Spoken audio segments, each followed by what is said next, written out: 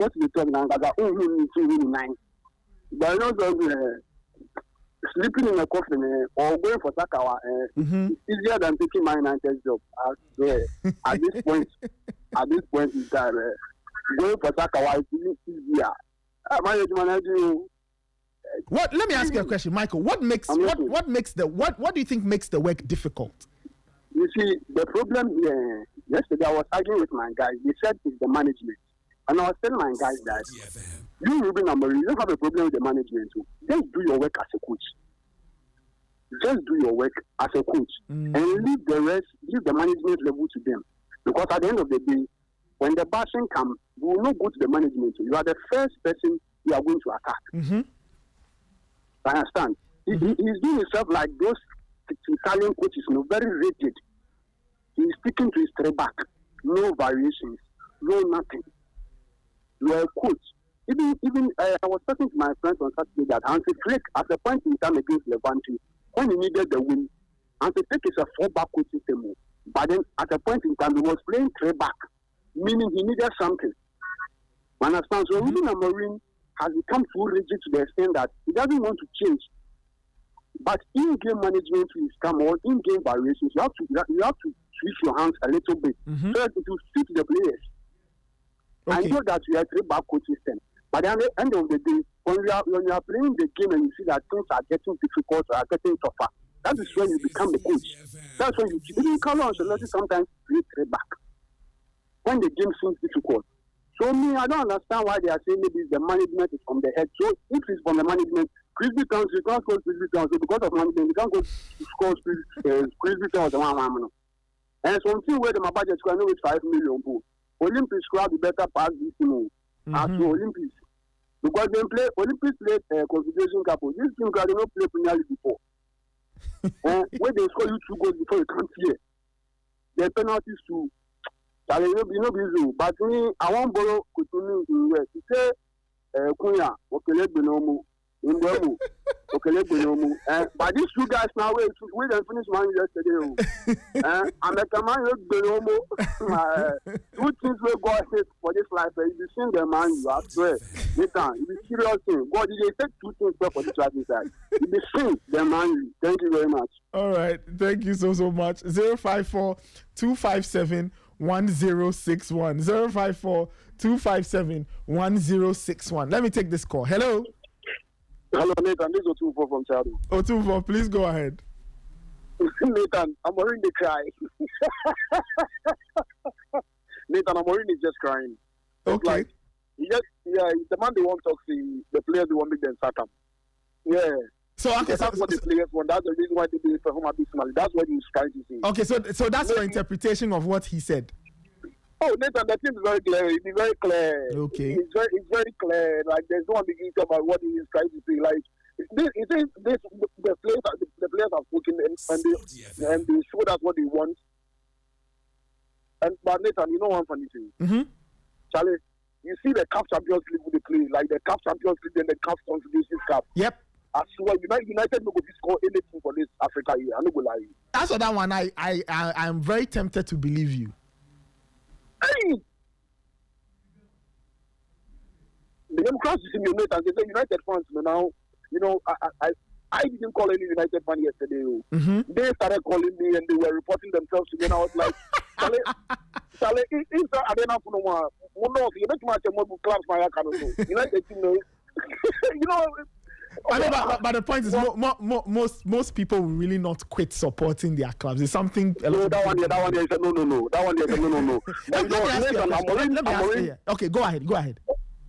You know, Amorim is making us feel that like we can all become coaches because if I also want to become a coach, I just have to, you know, learn some master just one system and then they can like stick to it and then there'll be no tweaking. You know. That's what Amorim is telling us right now. You know, I'm a Chelsea fan, even though I'm happy United is struggling and all that, but I don't want to see United in the pitch like, you know, like the way United is suffering. I don't know if I'm making sense. But I get you. Amorim, Amorim, that was the moving a good thing. That was the moving a good thing. Ghana has a coach by part of ourselves really there, but we need the info. But you know, the West coach in Ghana League is doing better than me because But listen, you can't tell me you have Benjamin Sesko, you have Cunha. We watch these guys play like last season. Yeah.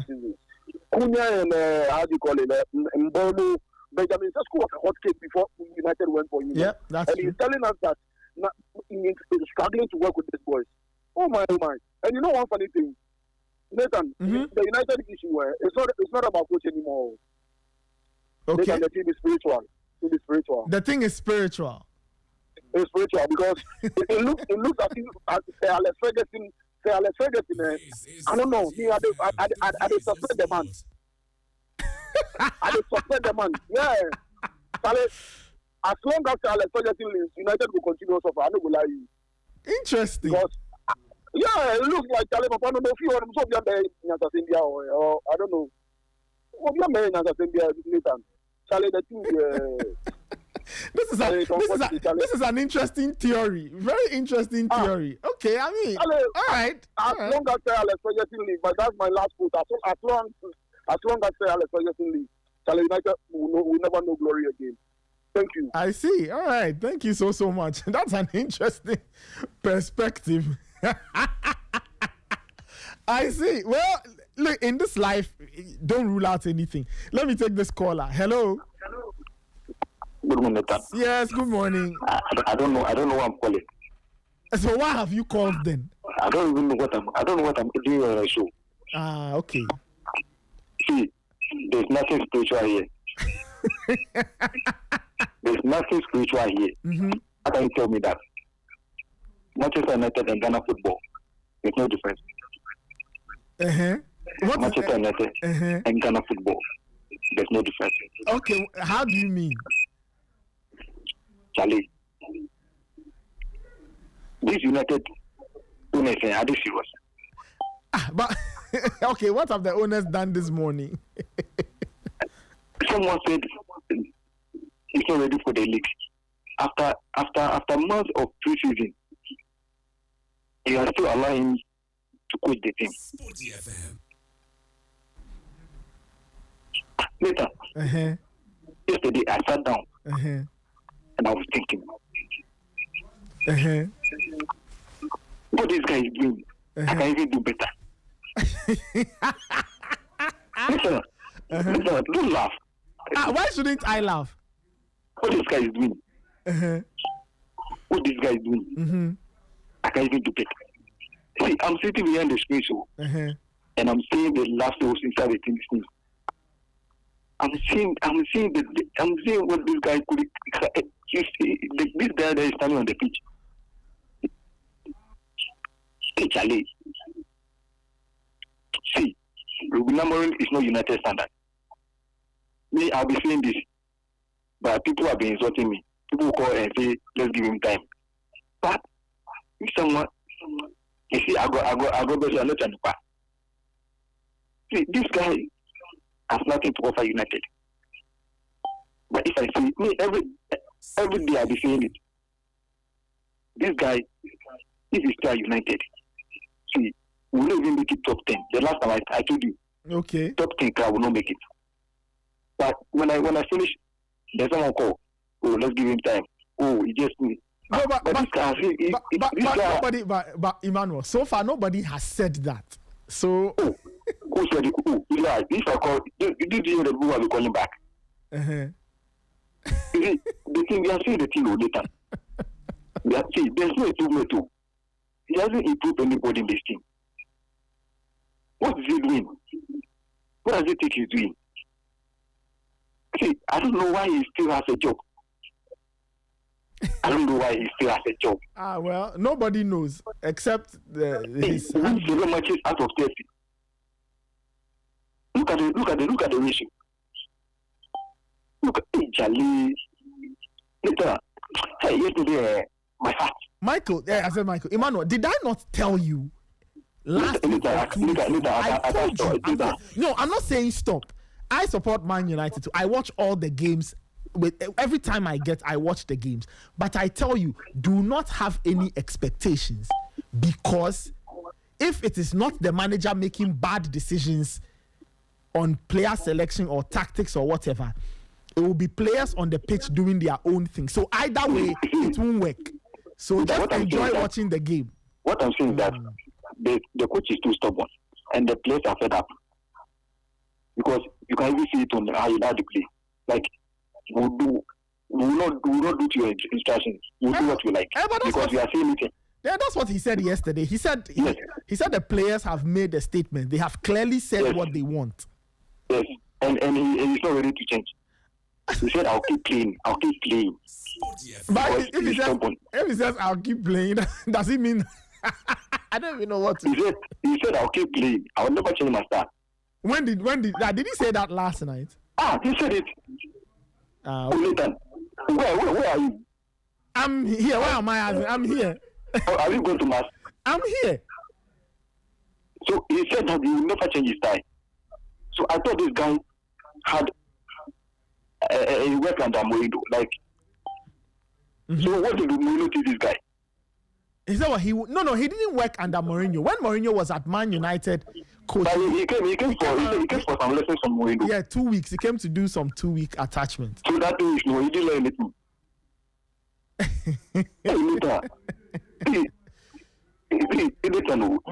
Me, I can coach Man United. Okay, Emmanuel, there are other callers on the line, so let me bring them in. Manchester, yesterday, Spurs fans were laughing at United. Can you imagine?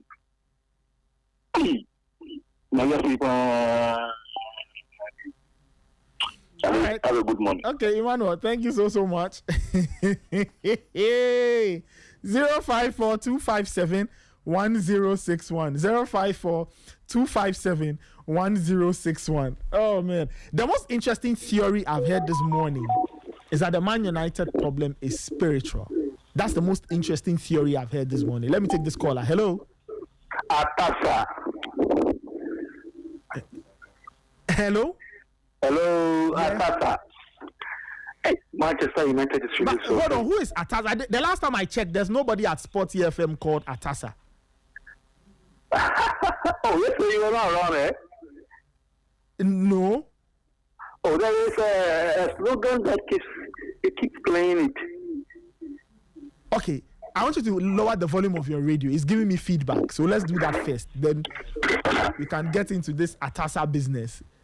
Because at the point I was trying to remember if like it was part of my name or something. Oh, no, please. No.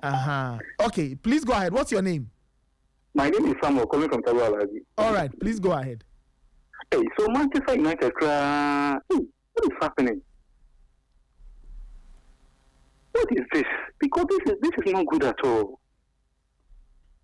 I was telling a friend that even Thomas Frank will do better. Thomas Frank, he will do better with this team. Well, that sounds like very, very something that can easily happen. Thomas Frank will do better with this team. This coach is not good for Manchester United. I'm telling you, this coach is no. He's not good. This is Sporty. He's not good. Okay. He's not good. Right. So I'll go. All right. Thank you. 7:41. Let's take a few more calls. Hello. Oh man. Hello. Hello, good morning. Gabriel, how are you doing? Yeah, well, I'm doing great. Sir, what you're enemy for in the deal? Ray, what's up? Ray is here. Ray, what's up? You're cool. Ray, answer Gabriel. Ray says hi. Ray no day. At this point, like, is it your team inside? Like, you go see wonders. Oh, no. Eze will not waste his time and energy. Joining on serious projects. Yesterday, when I saw Sesko in the lineup, the way Man fans were like, oh, Sesko, they bet, you know what's that? I just said they're going to win like 8-0. Forget it. But even look at the players they bought. You are building a team. A whole Manchester United. Yes, sir. See, take your time. Oh. What's When your that? brother's beard is on fire, he you should take put it- your he should take his time put your now. own in water. What are you talking about? I get to record you though. See, Arsenal, Ray, Arsenal have gone past this. Arsenal are not coming back to this point again. Okay. Let me show you. Ray, you see, Arsenal are now dealing in big team problems. Like how to win the Premier League, how to win the Champions League, how to sign the best players. They are not concerned. No way. We are not fighting. Grimsby, like they go top 12. Arsenal don't have EFL Cup problems anymore. These things are below Arsenal. Arsenal, they've graduated. Yes, please. Gamel, please go ahead. You know, when Arsenal were in trouble, we said the team is not good. Fans, we accepted. We went to bring one of our club managers, one of our former players who had passion for the club. One of your ex-players or the 10 pundits, the one who 10 coach was miserable. He went away after 18 years. Don't matter, we will talk later. We accepted it. And we're building gradually. People call us names that, Arsenal fans, you're not ambitious. We say, we know. Because we knew where we're from. We were from Douglas Luiz and Papadopoulos, our centre backs. We were from having Guendouzi as our main central defender. We were from there. So gradually, we knew we were not going to win the league immediately. We understood the team and we are following consistently. Now we know it has arrived. Now, when I'm talking about EPL, if you don't mention Arsenal first, you mention Arsenal second, even though we have not won it now. It's a good prepare. But man, you think they can use one season to turn their problem around, which is also accept that the team is not good. Now let's rebuild. Then how long will the rebuilding take? 3 years, 4 years, 5 years. In the next 5 years, we are not winning trophy. We are okay. But when we start winning, we are going to be consistent. But no, when they do hala against the one EFL Cup, hey, we are better than us. We are better than us now. Wait, this is where you want to take win Europa League. Like we die for win the Europa League. They will still not find that there's a problem with the team. Now when the team, so we've been in 3 finals in the last 4 years. Then. Solve your problem. Accept that the team is not good. Now let's fix it. But when you're hiding behind small trophies and think, it's not good. When the fundamentals are weak, Grimsby will expose you. Thank you. I've done my point.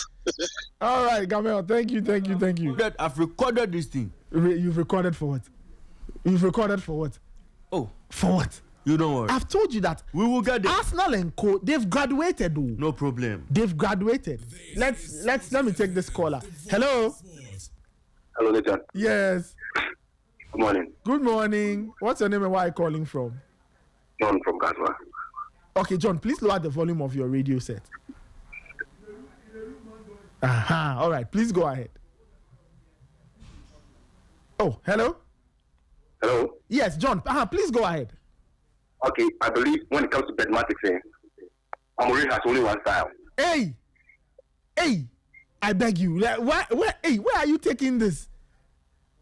But he has decided to stick to a style that is not helping him. I beg you. It's 7:45. There are children going to school with their parents. That's why I said mathematics. That's why I said mathematics. And you think the children don't understand that? His style is missionary and nothing else. Hey! Yeah. That's why he has decided on the children. And I believe his wife is really suffering. His wife is really suffering. Charlie, I beg you. Now we are getting into very serious waters now. Is he not learning from Chelsea? Well, clearly not. Oh, okay. Clearly not. All right, let me take another caller. Hello. Oh, okay. The caller is not on yet. Charlie, why? 054 257 1061. 054 257 1061. WhatsApp. Check. Send me some WhatsApp messages too. Let me take that. Hello. Hello. Good morning. Yes, good morning. What's your name and where are you calling from? My name is Raymond from Ataiko. Your name is Raymond. Your namesake is here. I'm sorry for him. All right, please go ahead. As a Chelsea fan, I'm happy but not happy, but we'll take it like that. As for their problem, I don't think it's even the coach. It's the whole system at Manchester United. So that whatever they will do, whoever they will bring as a coach, if things doesn't change there, they are going to, suffer like this. Okay. Because you can't sack the heart and bring another Ten Hag that is even worse than the one that you have sacked. So, like, see, where I go to know that this United team will not be like good is that when they were going for Baleba, that was a serious signing, and I don't know how. Like, how can you be signing like forwards, and then midfield? No, like, I mean, Casemiro, come on. Like, you can't be depending on Casemiro by this time. Casemiro has to move on. If Casemiro is a good player, Madrid will not let him go. And you come and play Manchester United for like 3 seasons. Come on. So, me, the only question I have for my namesake and Coach Nimble is, I want to ask them, you know, when we were playing the Conference League, they were always on us. This and that. This United team, can they win the Conference League? I really don't think so. So sometimes when somebody is suffering, it's not like the person wants to suffer. When Chelsea was that time, it was not good like that. So I'm happy they are also experiencing the same thing. So thank you, Mr. Nathan. All right. I appreciate your work. All right. Thank you. Guys, maybe let's see if we can get Coach Nimley on the line. Let's see if we can get him. Let me take some more calls, though. Right? Let me take some more calls. I'll go through some of the WhatsApp messages, right? More calls are coming. 7:49. We'll take calls till about 8.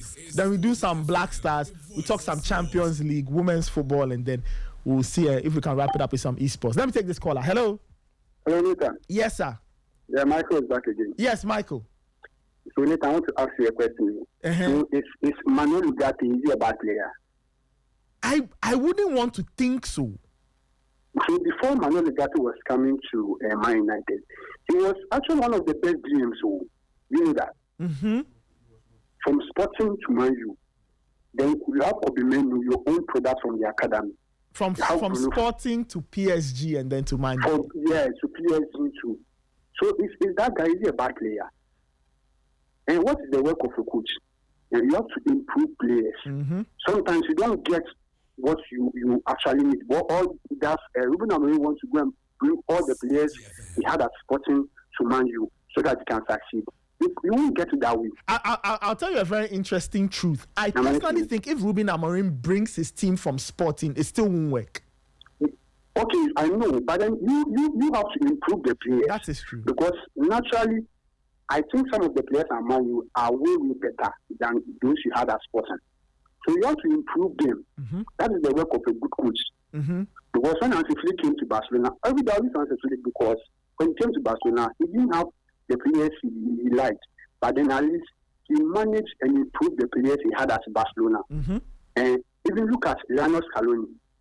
In the 2022 World Cup, every game that Scaloni played, he had a different way of playing the game until the final match. Yeah.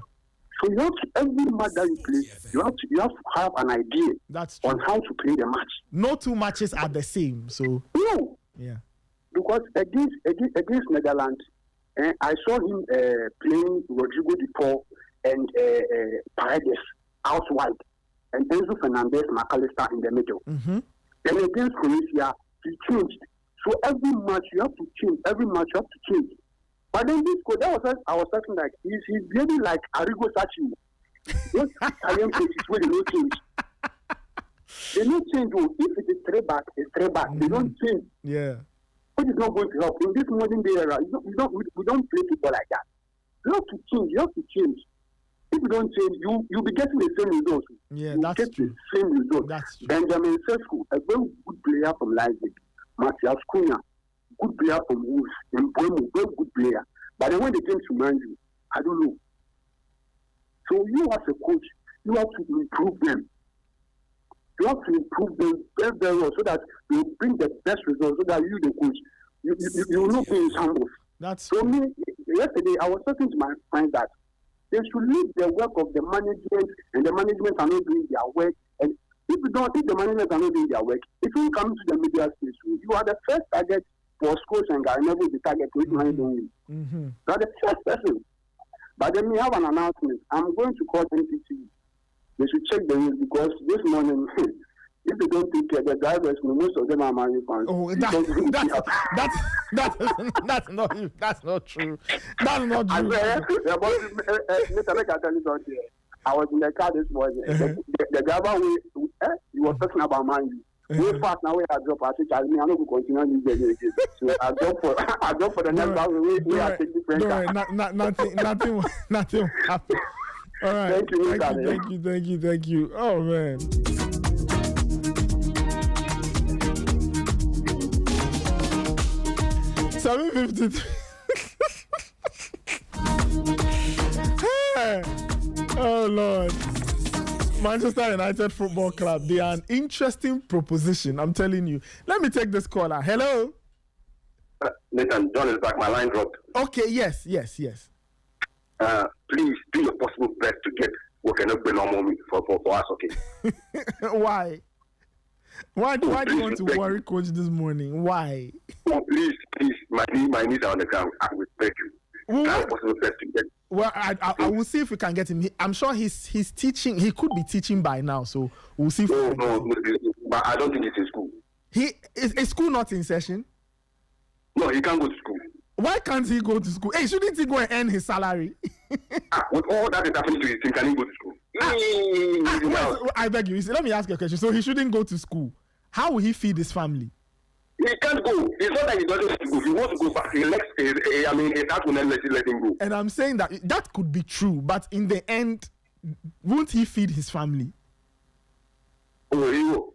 He'll find a way to. So if he doesn't go to work, how will he feed his family? He can even call you for a loan. He call me. Hey. please, Nathan, I beg you, please try and get him on the line. We beg you. You people are wicked people. All of and let me say this. I think Amorim said that his players' style of play spoke loudly, right? Yeah, he said what he said was that. I don't think he was trying to say the players want him out, but maybe there's something from the top hierarchy that must be done for the team and for Amorim himself. And that's what he tried to espouse here. Sorry, I missed that. Say that again. I believe that there's something from the top hierarchy that must be done for the players and Amorim himself. That is not being done. So he found a way to communicate it. Okay. That's what I believe. But I don't think he was trying to say the players were playing to see his back. Okay. I don't think so. That's an interesting interpretation. Yeah, I think he was trying to communicate something that maybe he has talked about so much that attention is not being paid to him. Well, so he found a way to subtly say it yesterday. Well, anyway, you could be right. You never know, but that's a very interesting angle. Thank you. Yeah, thank you so much. I beg you. No problem. We'll try. I'll try and get. You make my day to do that. You really make my day to do that. I'll try. All right. 7:56. Oh man. Let me take this caller. Hello. Hello, Nathan. Yes. Good morning. What's your name and where are you calling from, please? Nathan, this is Nathan from my celebrity. Okay, please go ahead. Nathan, remember, I told you something at the beginning of the season. Mm-hmm. That I told you something at the beginning of the season. That United, for me, I don't want to dream big. I want to be modest in my dreaming. Mm-hmm. Because if you have a coach who has played 29 matches, mm-hmm. and I'm not how many points? 28 points. Yeah. Why do you have to dream big? You don't. You don't. This is simple mathematics, no matter. Mm-hmm. You don't. See, you use the same system against Arsenal. Use the same system against Fulham. And then a fourth clear side. Mm-hmm. You lose all your players. And you still couldn't win. You can't blame the players. You can't blame the system. You can't blame management, but yourself. Nathan. Mm-hmm. See, this guy Amorim, if you don't take care, this guy will send United to relegation. All in the name of giving time. Oh, Nathan, why are you laughing? Not, I'm serious. You see, do you know why I'm laughing? I'll tell you why I'm laughing. I'm laughing because me, I support Man United. I made peace with myself 6 years ago that it was never ever going to succeed. This project was never ever going to work. So I'm really not surprised. I still support the club. I just think that if or when United ever gets back to the top, it will take another 10 to 20 years. So I also think that if you support Man United, make peace with yourself. Watch the games. Amorim will likely get sacked. Maybe this weekend, next weekend, international break, 1 year from now, nobody knows. But I just think they are going round in circles. So that's why I'm laughing. Yes, I understand. I understand. But you see, in as much as you decide to be in quote unconcerned about what happens in United. That's what I'm saying. I am as concerned as you are. I just don't think about it that much. Anyway, you make your point. You make your point. I get you. So you see what is happening in United there? It's like you get me. No matter what you do, it's your task. You can't do anything about it. Oh, that is true. You can't disown yourself. That is true. You can't hope and pray that things will change. That is true. But in United situation, nothing will change. It will just get worse. See, it will just get worse. Because you can't go for Mbembo, you can't go for Kunya, and then suddenly these guys become bad players overnight. It shouldn't happen like that. Okay. As I'm talking to you, I'm at School Junction on my way to the office. Okay. I don't even know where I'm going to park and sneak into my office. Oh. I'm telling you, Nathan, the kind of course I've received and the kind of course I've blocked there. It happens. Take it on the chin. That's the life of a football fan. Take it on the chin. It's sad. It's sad. But it's well. At least my phobia is dying small, so I'll take it like that. Yeah, don't worry. Good morning, Nathan. Thank you so much for calling. It's 8 o'clock. My producer said we'll be getting Coach Nimley in a bit. Okay, let me take a few more calls. Kelvin Owusu has joined us. So let me take a few more calls. I'll take Kelvin's thoughts and then we proceed to other things. We'll talk a bit about the Black Stars. Yesterday, Henry Asante-Chum was here. We'll play some voices. And then we talk some Champions League, talk some women's football, and then we'll move the show on. I think we have a call on the line. Hello. Hello, good morning. Yes, good morning. This is Mohammed calling for East Legon Hills. All right, please go ahead, Mohammed. I understand Amiru. The man is frustrated himself. Abba, you are telling me that Manchester United players need a coach to beat 4 PSI. Even if there was no coach on the bench, they're supposed to beat them. So why are we blaming the coach? That's why the coach said the players spoke louder about what they want. They don't need him. They don't want him to be sacked because what they want, he don't want to agree with them, and the players who are against him. Or let's think of this now. Now, this guy, our coach, he went and joined some Illuminati. Or he joined some, he signed some lifetime contract with the Illuminati to win the trophies that he won.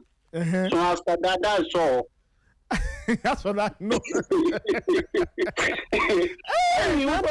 People are saying things. Oh man. Thank you, boss. All right, thank you so much. This is really interesting. This is really interesting. Kelvin, how are you doing? I'm doing great, Nathan. I saw you are looking for your friend. Yeah, he's run away. Yeah, like Langabel, so you move you. Oh man. Kelvin, initial thoughts, and then I go back to the line. Well, I've still held my initial, understanding of that is Robin Amorim. Yesterday, as soon as I saw the line, I was like, it was here. I spoke about playing Route 1 football, the Grimsby side. Mm-hmm. So if Manchester United play a 3-back system, they will struggle.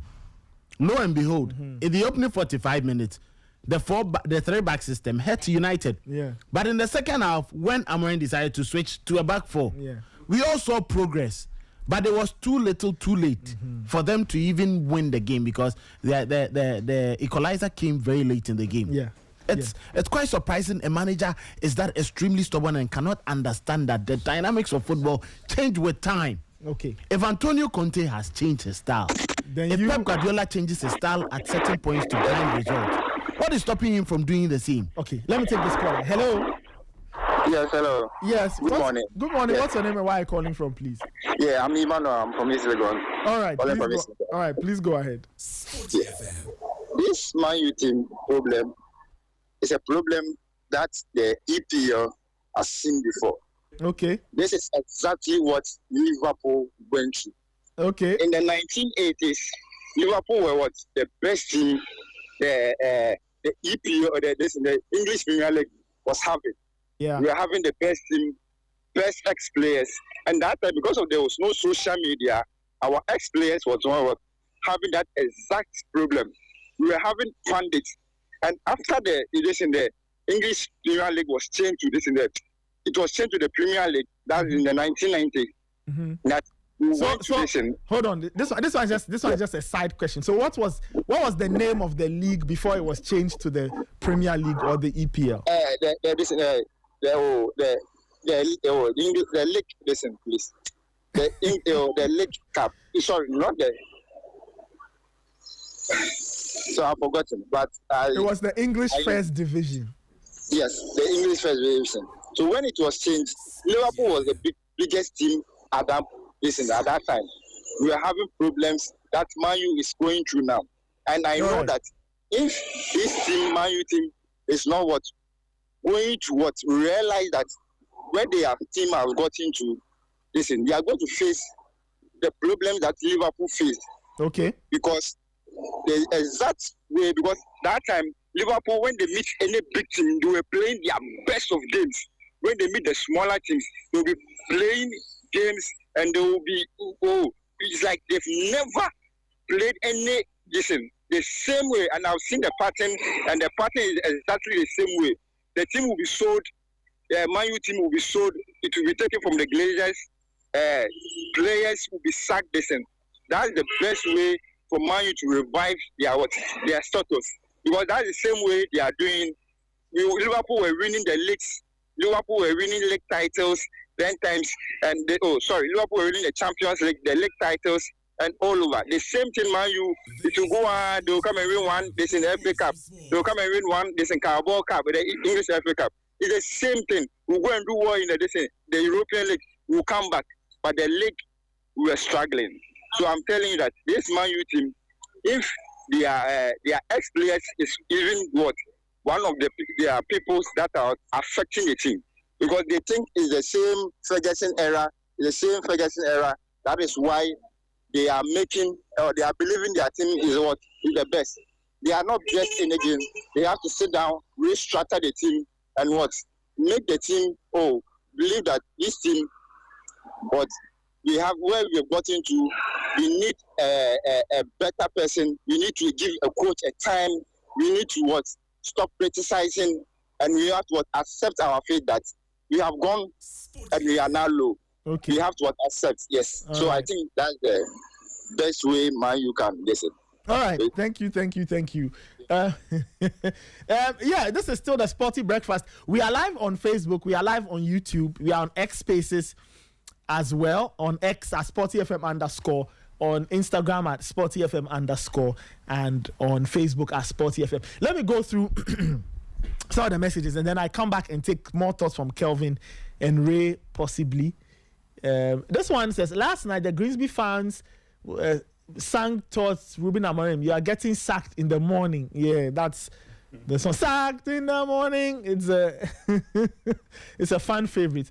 12 at KG says, United is stressing Amorim. A fresh-looking man could be the face of Vogue, but look at what he's going through. No one can save United. Gamel from Saperman, okay. He called earlier. This one says, I want Ray to speak on her girl, Victoria Mboko. Yeah, we'll talk about Mboko later. This one says, it's very evident Man United is no longer doing football. The focus is on the business side. LVG said it long ago.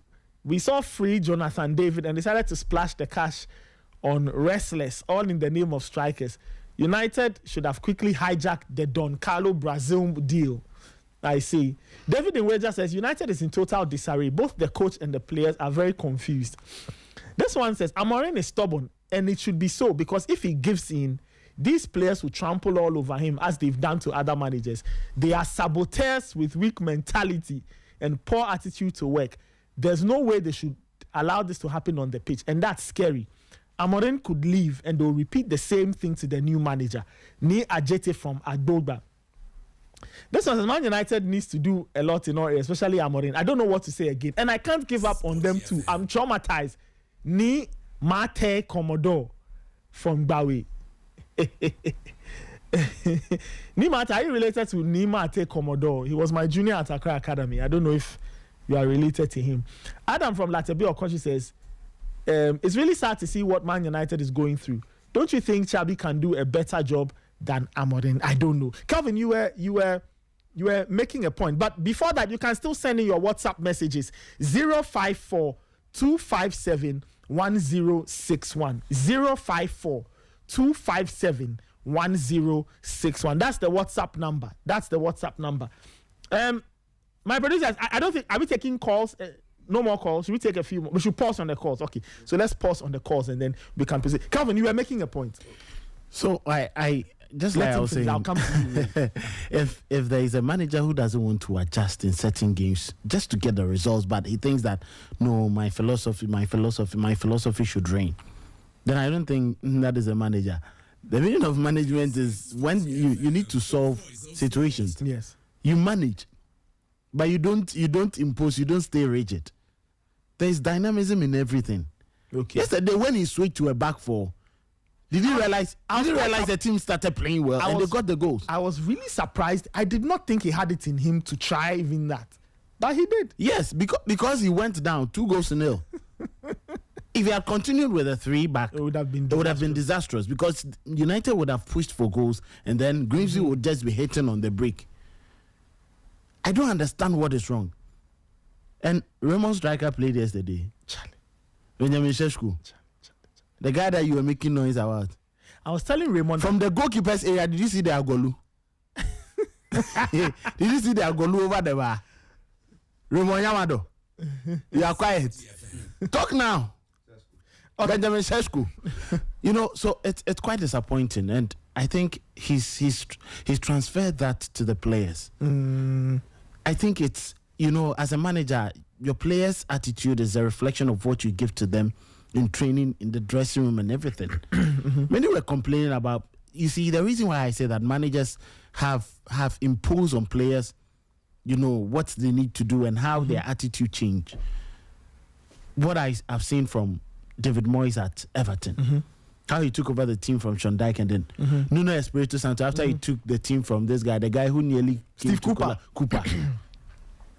What Daniel Farke did at Leeds and has actually brought them back to the league. What this gentleman, Oliver Glasner, has done at Crystal Palace. It's a reflection of what managers. Look at what Antonio Conte has done. A player Manchester United were like, come on, we don't need this guy. He's not good enough for us. He traveled to Italy and look at the sort of attitude, the sort of, game he puts up every week. We see how managers like Pep Guardiola and others bring out the best in players. Look at what Hansi Flick has done to Rafinha. It's just phenomenal to see how managers have an impact on players. But look at Manchester United, to the point that your lead marksman will wait for the 10th penalty kick. It was strange. As a striker, we are shooting penalties. In the heat of the moment, you say, I won't kick. I'm going to play 10th. When the likes of Maguire and other defenders are stepping up to play. As a striker, how much did you buy him, Raymond? Plenty money. He's clearing his throat. Raymond, how much did you buy the striker? Let I give him the mic. How much? Answer the man. You won't answer them. You go talk to free agent. And a striker with such, money placed on you. Look at all the strikers across. Harry Kane went to Bayern Munich, and all of a sudden, Joshua Kimmich, get back. I am playing the penalties. Kylian Mbappe fought Vinicius for penalty kicks. When Ronaldo came, Bruno Fernandes wanted to be taking the penalties. He said, gentlemen, I am supposed to take it. I am Ronaldo. I am here. I am the lead marksman. Bruno went to hit one over the bar, and since then, that was it. At Arsenal, Arteta has said it. Saka is not going to be Arsenal's number one penalty taker. It's going to be Victor Gyökeres. And the last time we saw him, he stepped up and Gyökeres managed to score. Everywhere it happens. Haaland came to Manchester City. Those who were playing the penalties relegated themselves. It happens everywhere. I don't understand why it gets to this point. And it's all because of the mentality. It's because of the mentality of the coach and how he's transferred that onto his players. I don't see how Manchester United is going to pick up the pieces. But if Amorim is going to play like this, then I'm sure he'll be the first manager to be sacked, even before Graham Potter. Because what Graham Potter did against Wolves, it was an improvement of what we've seen. It was a battle. You could see that, yes, they were hungry for success. Quite unfortunate that Wolves were just overly dominant. Strand Larsen decided to just head them in the final moments of the game. But what was there to be glorious about for the Manchester United game? It's not like they dominated their opponent. Grimsby. But just like someone said, United should be thankful. They shouldn't worry. They lost to, a top 4 side. Yes. Grimsby are in top 4, yes, in League 2. So at least maybe it will be a lesson to United. Okay, let me ask you. Yeah. Let me ask you this, Raymond. I'll come to you. So right now, if where should United go from here? Bring Sam Allardyce. Is the manager who needs to change his mentality. So is it change or get him out? Now, I think there's Manchester United has a sporting director. Yes, right? yes. These are the moments where the sporting directors come in, and then the owners. Gentlemen, you need to make an impact. We are giving you an ultimatum. After these 3 games, he's lucky we have the international break just after the Burnley game. So he's playing Burnley now. And Burnley is going to win. If he doesn't win, do you know that? I personally think if United don't beat Burnley, that's the end for Ruben Amorim. They won't beat Burnley. Personally. They won't beat Burnley. I'm trying to find United's fixtures, though. They won't beat Burnley. Oh, why? The team that you were so confident of ahead of the season, just 2 games, 3 games. I'm trying to find Man United's at this point fixtures. Later. So United's games, right? Let's just run through some of the games. So they play Burnley Saturday. After the international, after the international break, it's away at City, and then home to Chelsea, then Brentford, then Sunderland, and then Liverpool, Brighton, and Nottingham Forest. This one I'm even going into November. So you wait. Let me give them the next 3 games up until September ending, right? So Man United's next 4 league games between now and the end of September. Burnley on Saturday, Man City on the 14th of September, Chelsea on the 20th of September, and then Brentford on the 27th of September. Those are the matches in September for Man United. Thank you very much, Victor. You see, Nathan? So Kelvin, your conclusion is that Ruben Amorim, after last night, he has to be flexible. Yeah. Change the style. You see, yesterday, what I was saying, you could see that, yes, in the midfield, there was a bit more fluidity with Kobe in there. But because they were playing the 3-back, every time Grimsby get the ball, let's play behind the channel. And then we'll pick up the ball and then we head to Manchester United. That was how the goals came about. From the wide area. Yes, it's true. They even scored a third goal, which should have stood. Exactly, but it was disallowed. So it's quite a problem. If he decides to stick to that 4-back system and allow more fluidity in the play, okay, I think United will be okay. Okay. Yesterday there were a couple of crosses that came. I think about 2 of them. They were quite dangerous. So if you have a centre forward like that and you don't play to suit that centre forward, then what is the need? Why did you go and bring him? Okay, you let me Ray, hold it for me. We've brought Coach Chris on. We've pulled him out of the classroom. So let's deal with him, and then I come to you, right? We'll wrap up all things United by 8:30. Then we can do Champions League. Chris, good morning. How are you doing? Good morning, my brother. The callers. You see, Chris, hold on. The callers were asking after you. Lots of them said they wanted to hear from you. I even saw I even saw a Twitter handle yesterday. Whose Twitter handle? I think it was Ajo's Twitter handle saying that, what has Coach Chris said about all of this? So, Chris, just your candid opinion, because last night what happened was not a good look for Man United, for Ruben Amorim and all. And it's just heightening the pressure and the tension around the club. So what do you make of everything that is happening? I think it's very simple. I think Ruben Amorim rather is being vindicated. How is he being vindicated? You see, Coach Nimble will always look at the thing in a very different way. No problem. Let's you understand? So I think he's been vindicated. Look, let nobody get this is the Carabao Cup. So like coaches have done over the years, you have to reshuffle and get some of the players enough playing time to get them prepared from the main deal.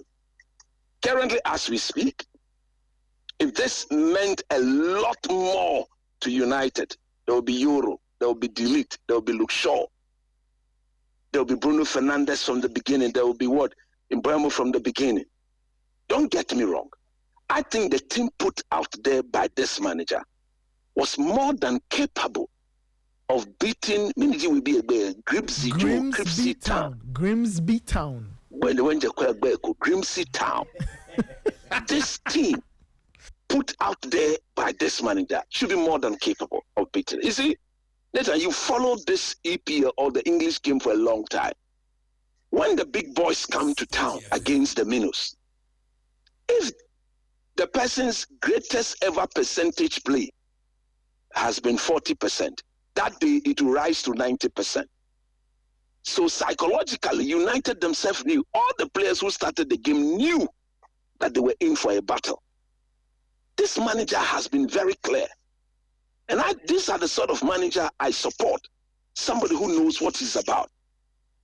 He says, I need a striker, I need 2 number 10s, I need a goalkeeper, and I need a midfielder. People have been crying, why is Kobe Manu not play? Why is Kobe Manu not play? We saw him yesterday. On the ball, he will play. Off the ball, he's 0. True or false? 0. So this manager says, go and get me Baleba. Manchester United, we want a player from Brighton. They are in the position to tell us they are not ready to sell. I beg you, Ben. I beg your pardon. Come and go to them. Who are they? Brighton. When you here, I'm a player. Let's put that aside. Now, when you look at the comical error, the comical mistakes committed by Onana yesterday, no coach can salvage that. The coach could have salvaged that if and only if he decided not to play him. Nathan, let me tell you something. We are still very early in the league season. So therefore, with last 4 or 5 days to the end of the transfer window, if you are a manager and you want to send a message to your people, this is how you do it. You get them to see what you are seeing. What is Onana still doing in this team? Because the manager has told them he's a good guy to have around, but he's not a player I want in my team. Nathan, are you aware of this or you're not aware of this? That Ruben Amorim says he doesn't want Onana. He said he's a good player to have in the team, but he cannot be my number 1. Are you aware of this or you're not aware of this? Well, yes, I am aware. Just looking at even the decisions taken by Ruben Amorim, yes, I can deduce that.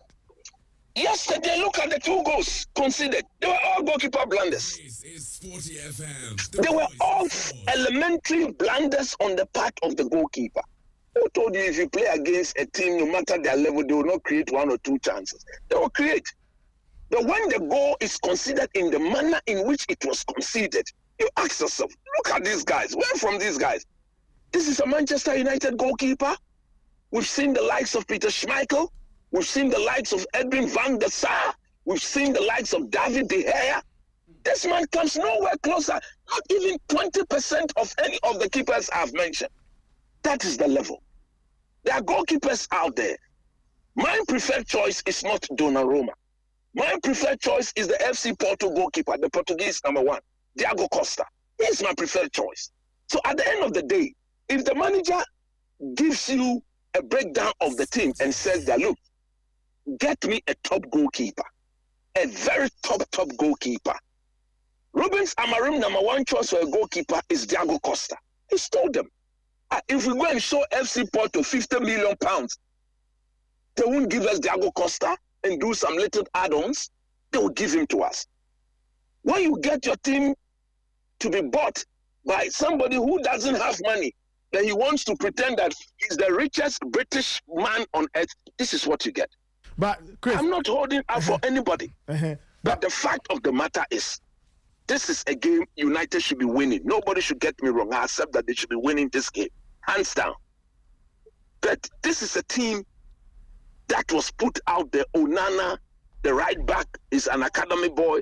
The left back, Havens. There was Maguire. There was Ugarte. There was Kobe Meno, and of course there was Ahmad. There was Matthias Cunha, Shesko. So it was a good team. There are times when the players themselves will have to, you are playing for Manchester United and you need the coach to motivate you to play. How many times have we been saying this? So I have a dissenting view. You change this look. We change Mourinho. We change Solskjaer. We change Van Gaal. We change Ten Hag. If you change this manager, you will end up doing nothing to save the situation. Stick with him because this is your man. Stick with him. Back him. Support him. Get him whatever he wants. And let's see what happens. Chris, that's the way it's done. So immediately, what should happen? Because some of these decisions come from the higher up. But football matches are won because there is a coach on the touchline and there are players who have to execute. Ruben Amorim made a point yesterday in his post. I don't know if you've listened to the post-match interview. No, I haven't.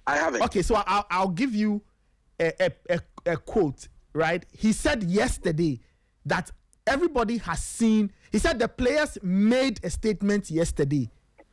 Yes. He said the players made a statement yesterday. They spoke loudly as to what they want. So, Chris, going forward, immediately between coach and playing body, what should Man United do? Because they are about to play their third league game. They are winless this season in all competitions. The pressure is mounting. What should they do? How should they navigate the next 4 games? Burnley, Man City, Chelsea, and Brentford.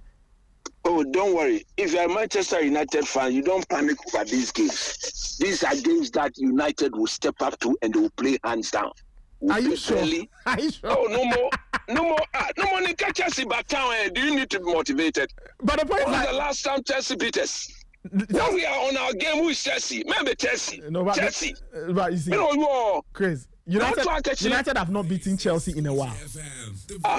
United have not beaten. I'm just saying, when was the last? United have not beaten Chelsea in a while. When was the last time Chelsea beat United? Last season, 1-0, Stamford Bridge. Oh, no more. There was nothing to play for. The previous there was season, nothing to play for. The previous season, we saw the collapse. United led 3-1. They lost 4-3. Yes, so it is more of the players' mentality, not about the coach. Nathan, it is more of the players' mentality. And who creates the mentality? You see, let me tell you something. We have gotten to the stage in football where everybody thinks that it's about the coach, it's about the coach, it's about the coach. And these guys who are making thousands and millions of pounds are just running away from their responsibility. I can put you out there to go and play. But if you don't step up to your own motivation or to your own intrinsic ability, what am I doing to you? Or what are you doing to the team? Ruben Amorim, you see, and this is Manchester United we are talking about here, my brother. So are we going to continue sacking coaches and sacking coaches and sacking coaches after Sir Alex Ferguson? No. This manager, in his time as Manchester United, he has bought Sesko, Dogu, Cunha, and then Mbeumo, true or false. He's bought only 5 players. So this is not the time to be talking about sacking the manager. Sacking him for who? Who should come and work with his team? This is the first time you've given him a team that is looking more like his own. Give him time to work with them. Okay. You cannot say after 2-3 games you want to sack the manager. Okay. I mean, for all those saying that, I beg to differ. They don't understand what football is all about. Because if football is all about employing somebody today after 2-3 games, sacking the person, then what are you doing? You are not doing football. Okay, Chris, hold on. Kelvin, the matter is. Yes, we finished. Kelvin has a question. So you finish and then you can ask. Coach, I think Amorim took over in November. Yes. And November last year. Right? November 2024. Yes. And if you look at that space of time, that same time, in less time, Glasner, Moyes have taken over teams in that same period. Yes. I'm an Arsenal fan. I will go back to when Arteta took over Arsenal on Boxing Day. He managed to pull the team to finish the last 5 games, all wins, and place 8. Look at Amorim since November, and he hasn't been able to win consistent games, not even 2. And if you look at the mentality of all the teams that I've spoken about and the players, and now their forms have been uplifted, their mentality. Why shouldn't we blame Amorim for what is happening at Manchester United when other managers are doing what we expect him to do at other clubs? So your Mikel Arteta, who has been with Arsenal for almost 6 seasons, has just won the FA Cup. You are happy with the job he's doing? No, he's been there for 6 years. I'm looking at the progression To you. Let me talk. I listened to you. I kept quiet and I listened to you talk. So let me talk. All right. You are happy with Mikel Arteta. He's been there for 6 years. Give Amorim time to also do his job. He came in November, December, January, February, March, 5 months. We have just started another team, another season. So Amorim technically has been in the job for only 6 months. Why do you want to talk about sacking him? Forget about the results that you are talking about. The Manchester team didn't become this bad under Amorim. It's been bad for the past 13 years. True or false? It's been bad for the past 13 years. Those other coaches that you mentioned, the Crystal Palace coach and those people, Moyes and co, that Everton standard, if they don't win a football game, the scrutiny is not the same as Manchester United. No, but Chris, I'm coming. Chris, hold on. It has Chris, so happened. it is true, but you see, you and I both support the club. The point is a very simple point. Matches are there to be won. Ruben Amorim's hold on. I'm saying that Ruben Amorim's numbers in terms of a win percentage, it's just not good. Right. He's played what? Is it 29 matches or something? He has some very funny statistic around. That's right. That's right. His job is a very simple job. Win football games.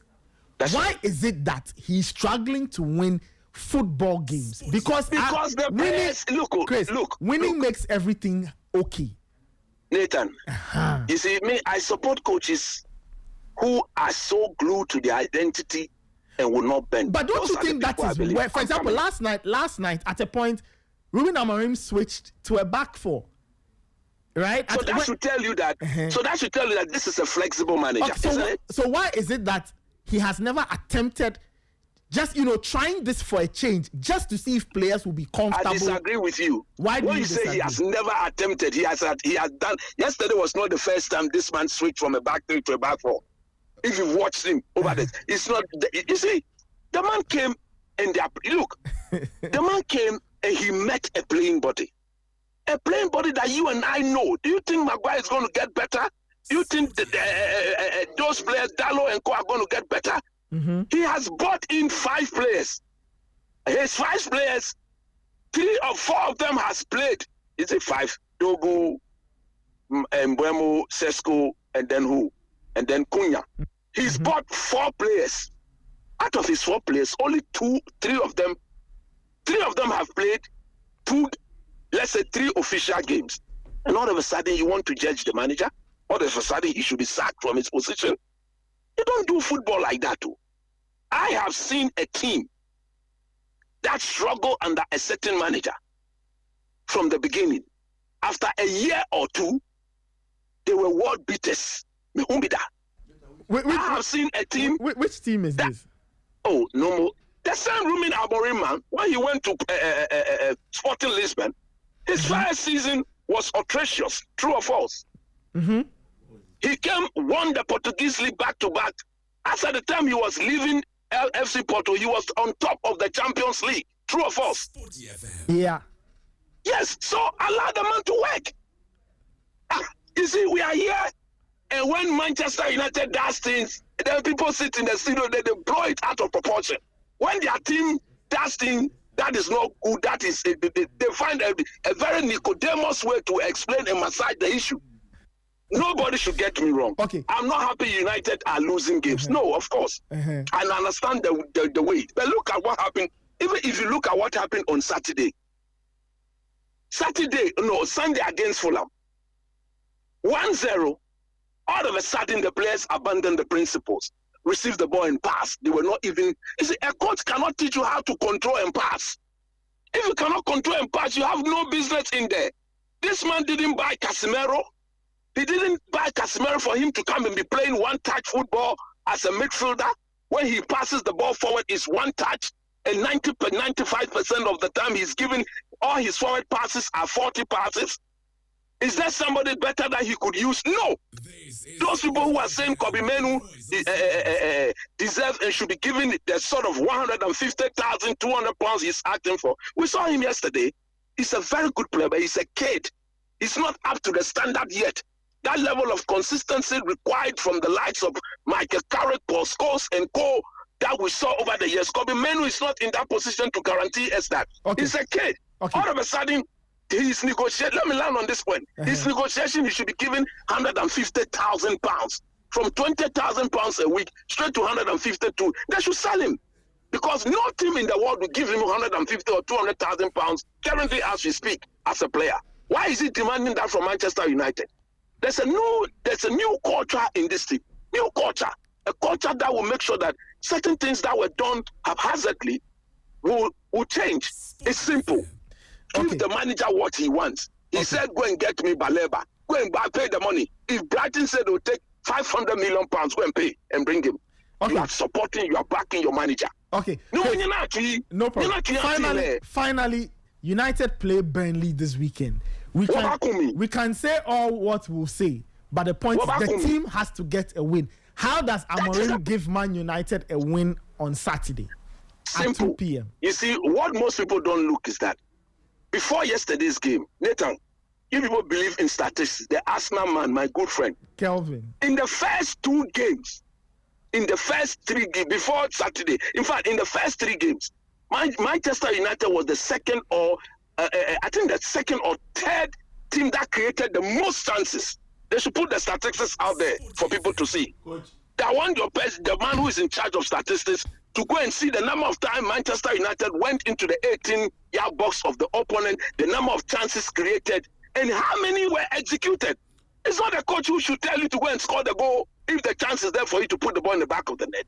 If you're a Manchester United supporter, what you should be hoping that when the chances present themselves, Matthias Cunha, who scored 15 goals and over 12 assists last season, should put it away. When the chance comes, Brandon Mbeumo, who scored 20 league goals last season and gave over 11 assists, should be able to put it away when the chance comes.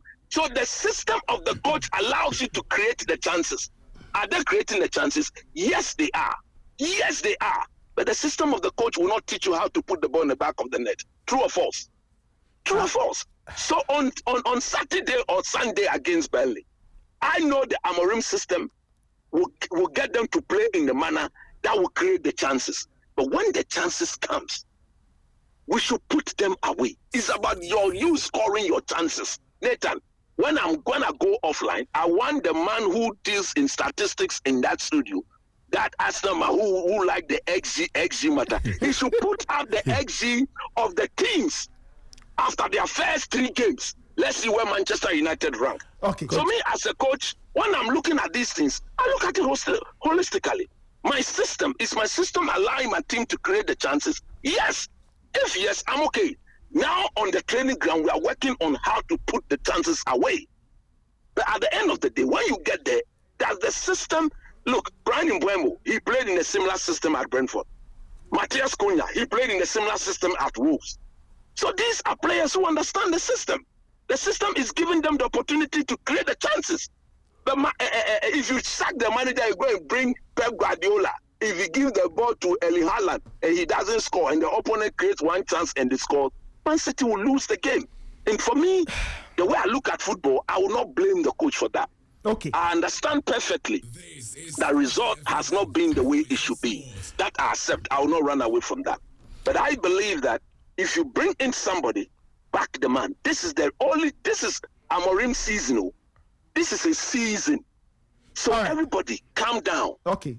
There are 38 games to be played. We've played only 2 in the league. Like he said yesterday, the players have sent a message across. Not him, the players. So now you are out of the Carabao Cup. You have only the FA Cup and the league to compete in. So if this manager then decides that per your output, you are not going to get a player, nobody should complain. Players like Kobe Menu and Co, who after the 20-year-old weekend, 20 years, man, you need a humble opportunity to trouble. After the first 2 games, then your people are crying, Kobe Menu. We saw him yesterday. Then what I don't like, if you understand football, my last point, then I hand it over. What I don't like, if you understand football, it's simple. If you understand football, you know that the form of a player will keep undulating until he gets to somewhere 24, 25, 26 years. So somebody like Kobe Menu, he will not guarantee you consistency.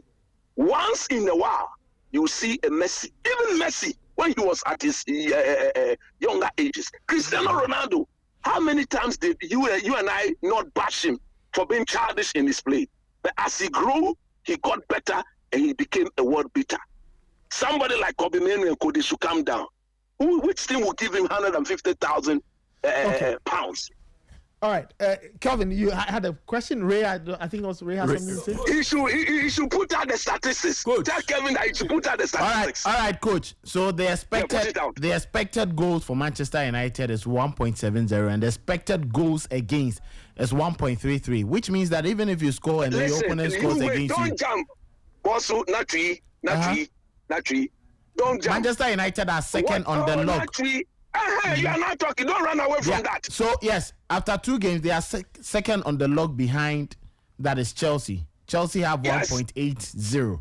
Yes. Now the expected goals against Manchester United have 1.33, and they are well, that one is not really, because they are clearly looking at the expected goals here. That actually ranks higher. Do you know why they are looking now? At if you look at the expected goals, the expected goals against the actuals, Manchester United have a negative of 1.20, which means the team is still lacking.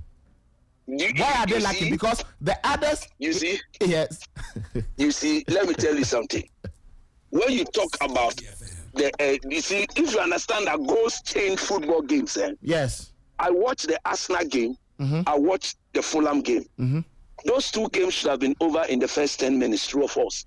Yes, they should have. Yes. So if those 2 games should have been over in the first 10 minutes, the expected considered goal wouldn't have played any role. So you didn't actually get me back agency. So coach, it's only the actuals that do extensively matter at this point. And for the actuals, United are at a negative of 1.20.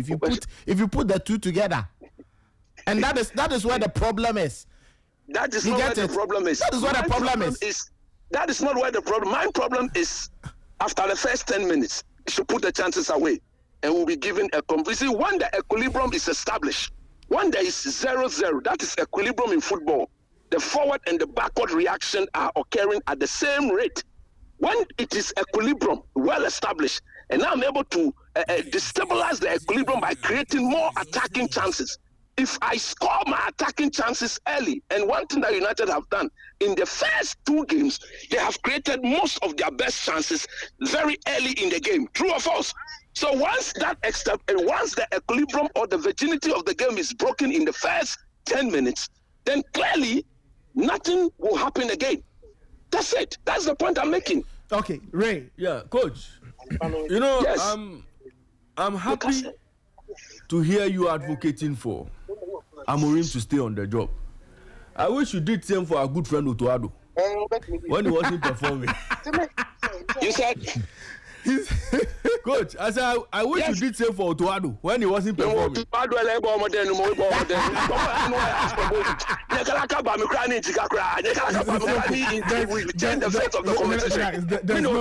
There's no need. There's just calm down. He was only joking.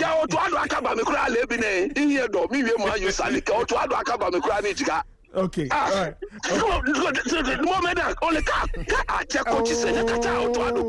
Why? I don't know why.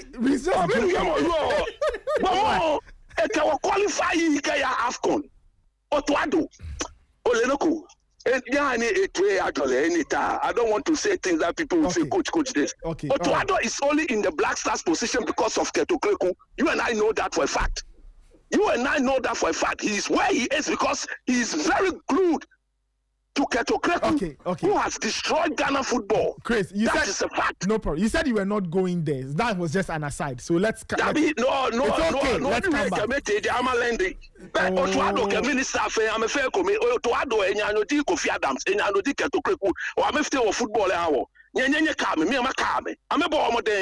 We are waiting for the Black Stars budget to be released by the minister for the next 2 World Cup qualifiers. Raymond, will be here.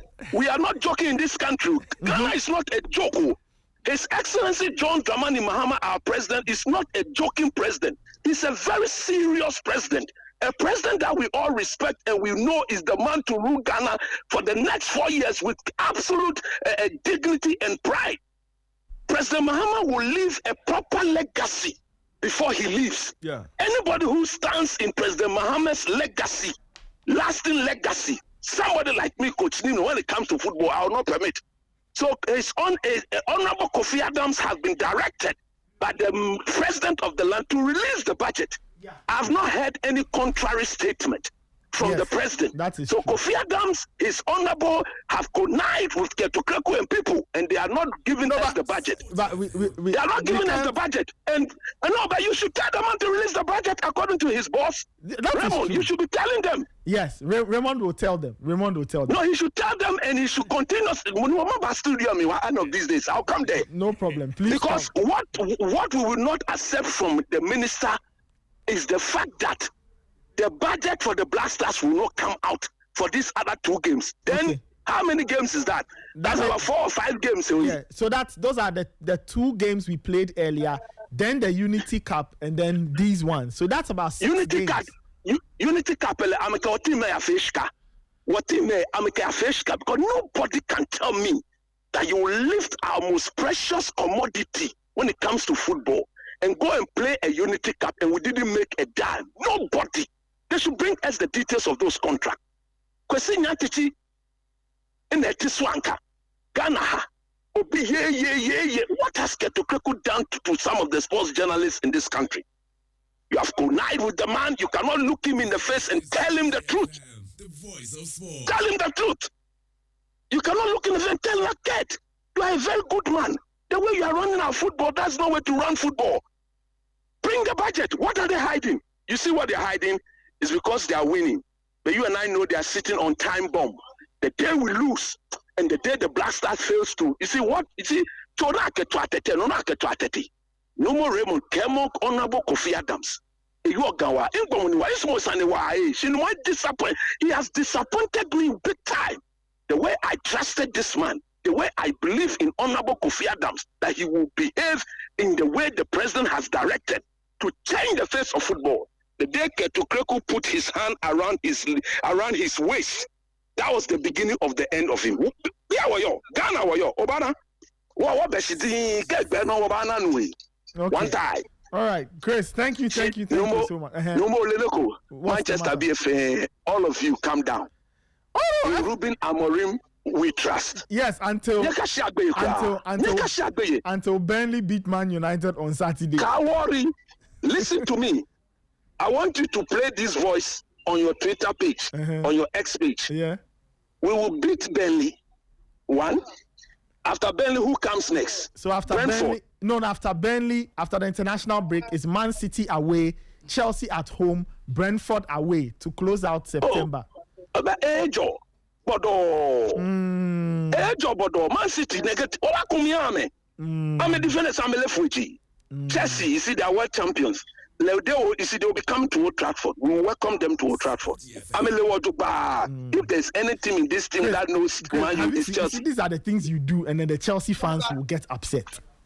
I don't want it. Even my wife is a Chelsea fan. So if they get upset, what is it about them?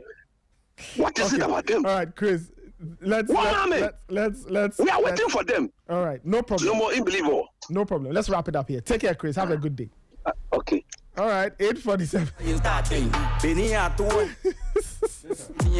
Oh man. You see, I like the fact that you are welcoming me with problem. With problem, yeah. You push. Let's. You push more problem. Okay.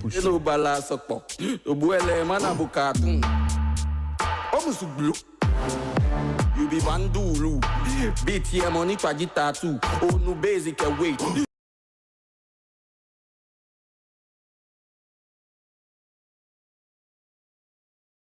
Let's wrap it up. We have to talk Champions League. You see, Nathan, and I know Adam will repeat this when he sees me. When Chelsea Sporty FM went for a coach cast in the mode of Ruben Amorim in 2011 or 2010. Yeah, 2011 specifically, June 2011. Yeah. That coach had won the Portuguese League, won the Taçada Portugal, and won the Europa League. Ladies and gentlemen, who is that coach? What's it Andre Villas-Boas? Thank you very much. They were convinced that Andre Villas-Boas was going to be the next Jose Mourinho because of what he had done at Porto. So Man United again went into the market to look for a coach. Went to Portugal, saw Ruben Amorim, having won the Portuguese League back-to-back, won a few domestic cups and thought, well, this is the savior to United's dwindling fortunes. This is the man who solve all our problems. Nathan, if United are minded by what Chelsea did that year and saved their season, they must do same to Amorim immediately. Okay.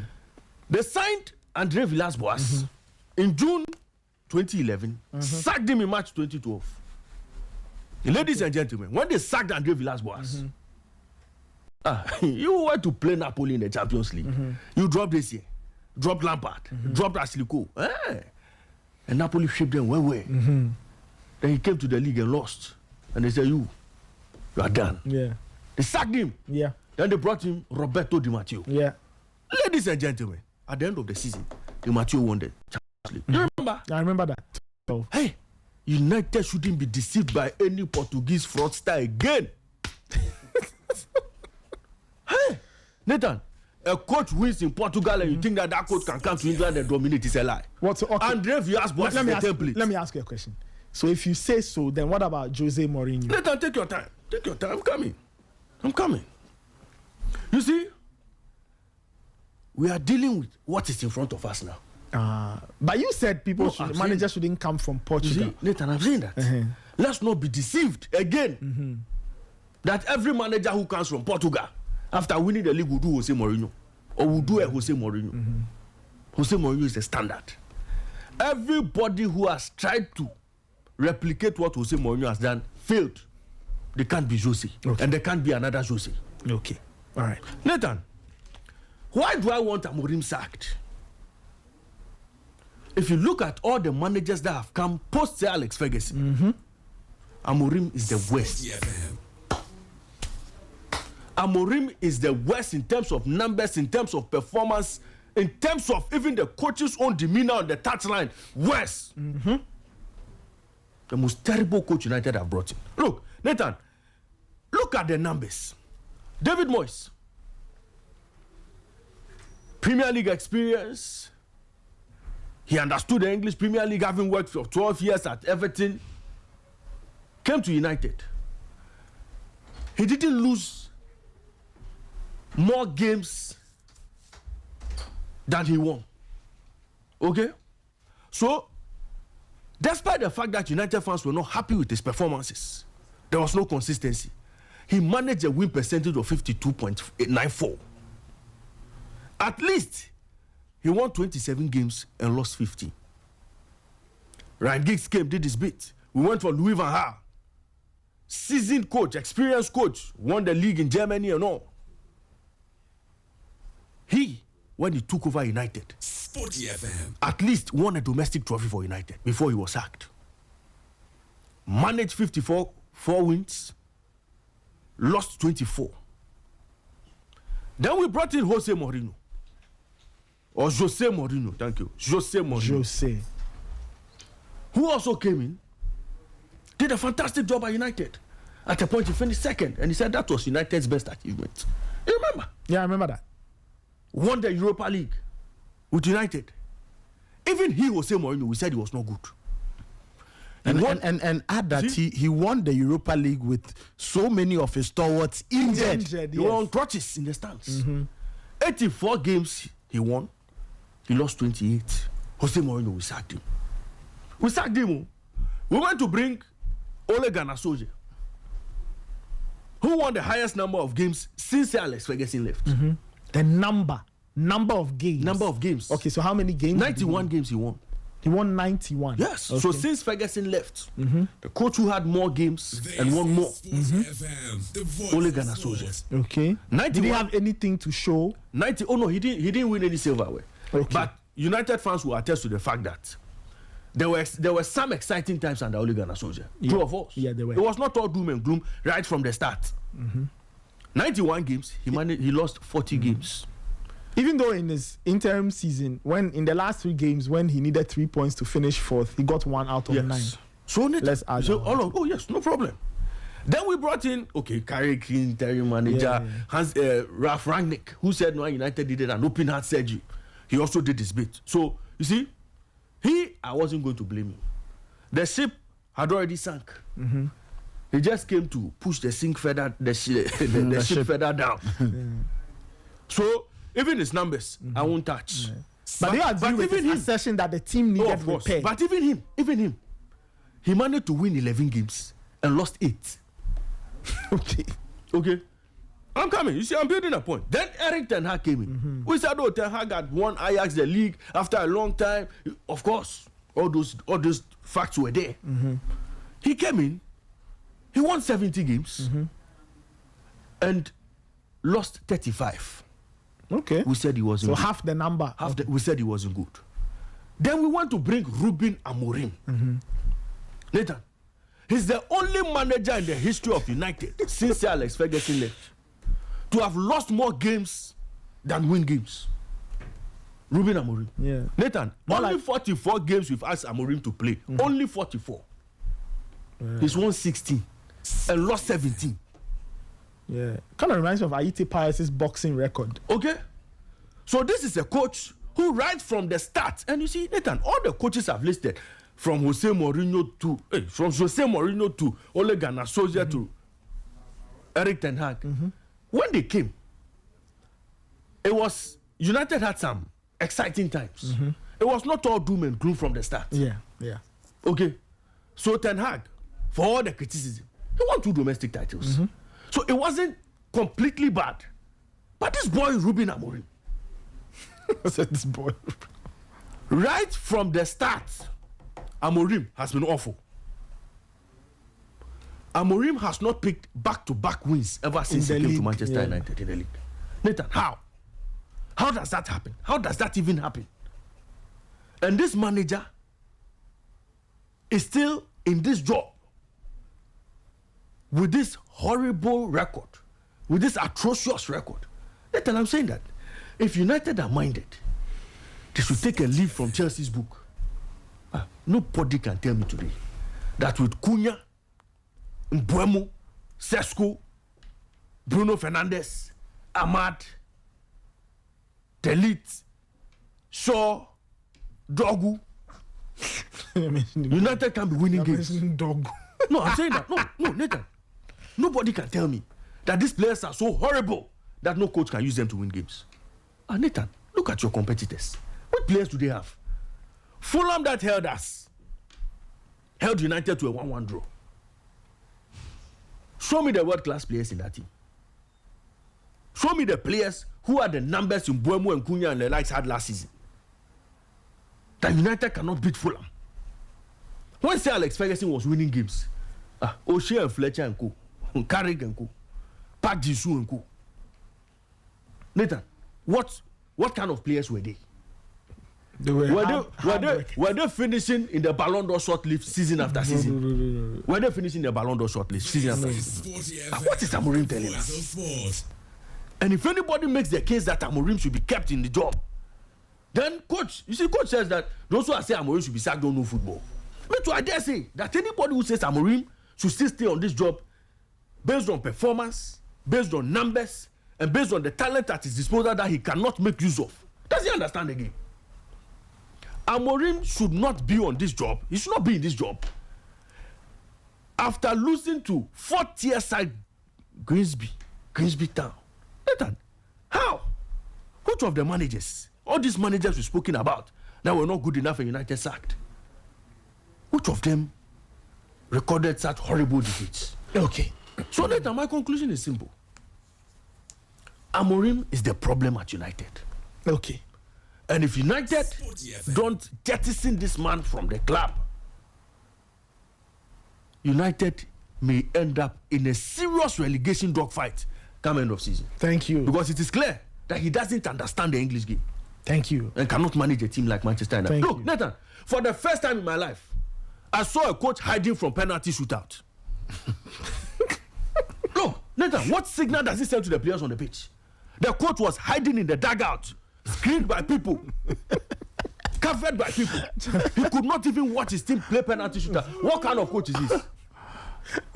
The reason why the striker decided to be number 10. Nathan, what kind of coach hides from? Do you know my favorite part from last night? No. When he was doing the tactics. No, Nathan. Hey! When he was on the tactical board. You know when he was on the board, like arrange, rearrange. And at that point, who said Jumano after said I am Nathan.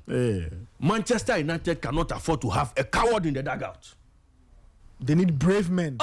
We need men with balls. Let's take it easy. No. Amorim doesn't have balls. Look, a coach who will be hiding in the penalty shootout, in the dugout, in an attempt to avoid watching penalty kicks. Jesus Christ, this one is not a coach. So he should be sacked immediately. It's a pussycat, not a lion. Problem solved, same time we be solution. The problem solved, problem solved, problem solved, same time we be solution. The problem solved, problem solved, problem solved, same time we be solution. The problem solved, problem solved, problem solved, same time we be solution. Kolonile no kwa mwagbe o, timiendo eje loko na nyayo, ni miemfe la ni Giorgio ya no fo ekojo besi ada no nyojo. All right, it's 9 on the dot. You can send in your comments 054-257-1061, 054-257-1061. In a part 1. Jemo yeno na part 2. Nicole no ya go to no bala sokpo. Obuele mana bukatu. Omusu blue. You be bandu.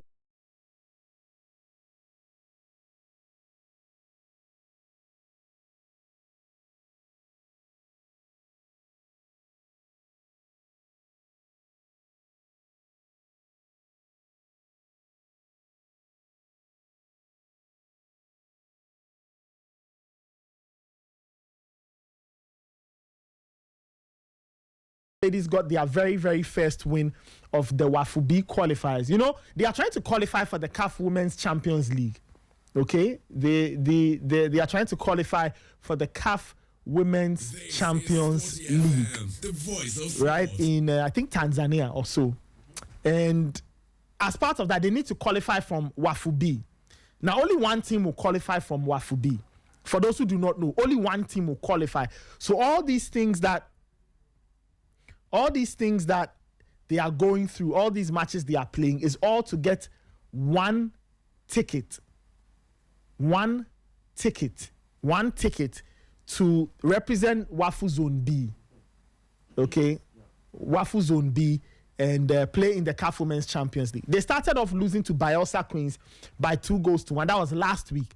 But yesterday, they managed to turn things round and they won by 3-1 to give them their first 3 points of the competition and to ensure that they are still in contention. Bayelsa Queens won their game yesterday, so Bayelsa Queens are already in the semis. Police Ladies are hoping that they'll be able to qualify. Okay, they'll be able to qualify for the semis and push to the final and win that final and get to represent Zone B and Ghana in the CAF Women's Champions League. I don't know if my guys are trying to connect. We'll see if we can get to Abigail Senna-Susu in Cote d'Ivoire.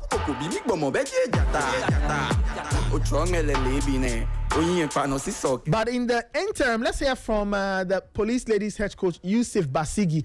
He had a few things to say after the team won yesterday against Samnelli of Benin. So we, the coaches, we had to brainstorm a lot of our game plan with certain players, because every tactical play has the kind of players that you have to use. So that is why the changes. And they were adhering to all that I was telling them, and it was working. But since we had some few break, I think we gave them some time to rest so that they can have enough time for the next game.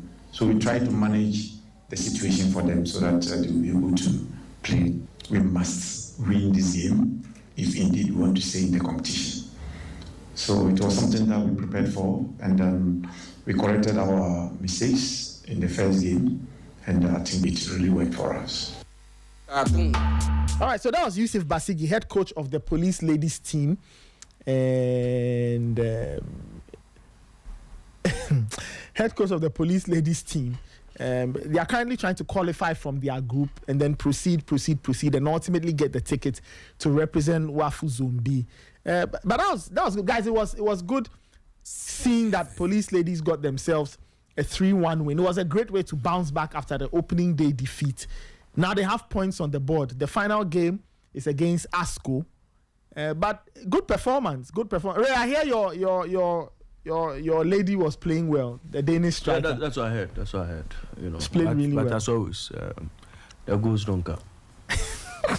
No, I think once she contributes her part to the team, and I think before the game, if you listen to her, she was like, as a team, we need to come together and correct our mistakes, correct our flaws, and it was good enough. We know Basigi with his experience over the years on the continent, with Azakis Ladies, with the Black Queens, with the Princesses. He's been handling women's football for some time.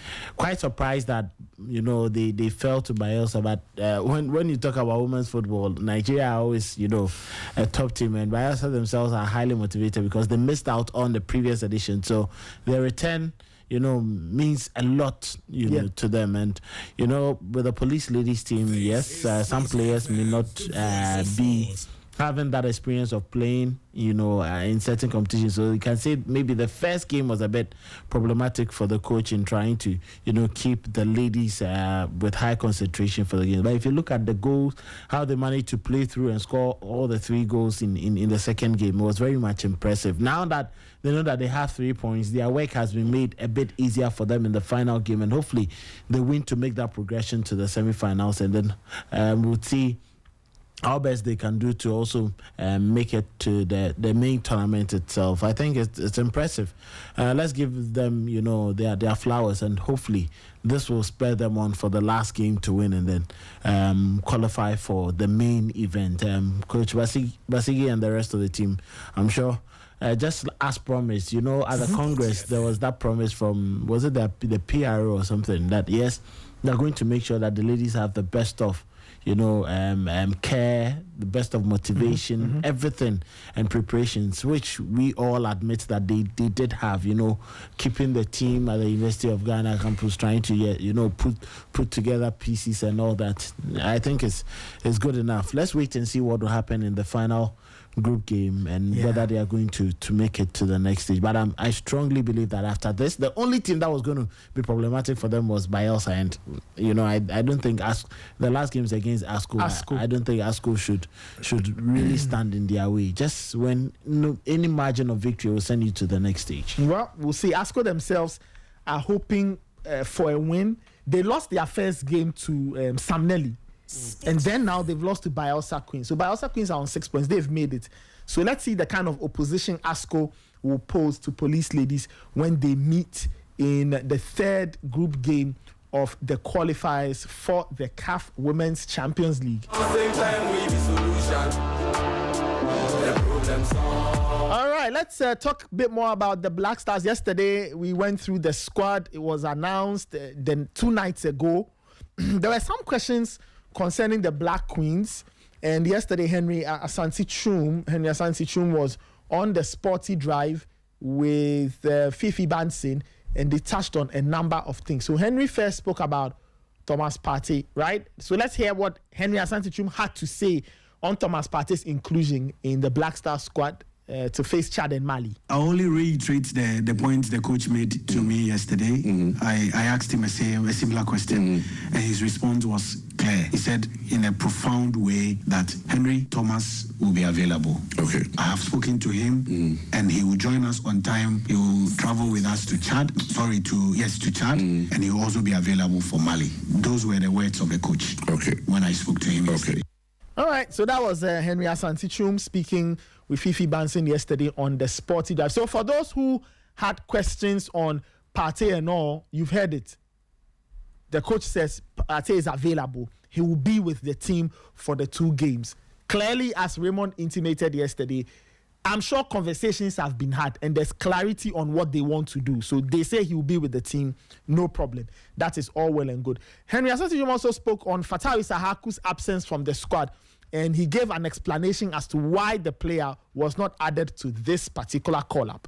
So these are the reasons. Abdul was out of competitive football for about 7 months. Yeah. ACL is a very, very delicate injury. Of course. Now, when he came back, he went through the rehabilitation smoothly, thank God. He did pre-season with Leicester smoothly, thank God. And he has started the season with the club. In the 3 matches he has featured in all, he scored an amazing solo goal last weekend, which made the headlines in England. But we are going to N'Djamena, and we are going to play on an AstroTurf. Okay. Our medical team spoke to the Leicester City medical team to look at all the options available to both parties. In the end, we have agreed that at this particular moment, we have to keep him out. Okay. We do not want to rush his return to national team duty. We want the best from Abdul, the best as possible from him, and the only way to get the best from him is to have him fully fit and in good shape.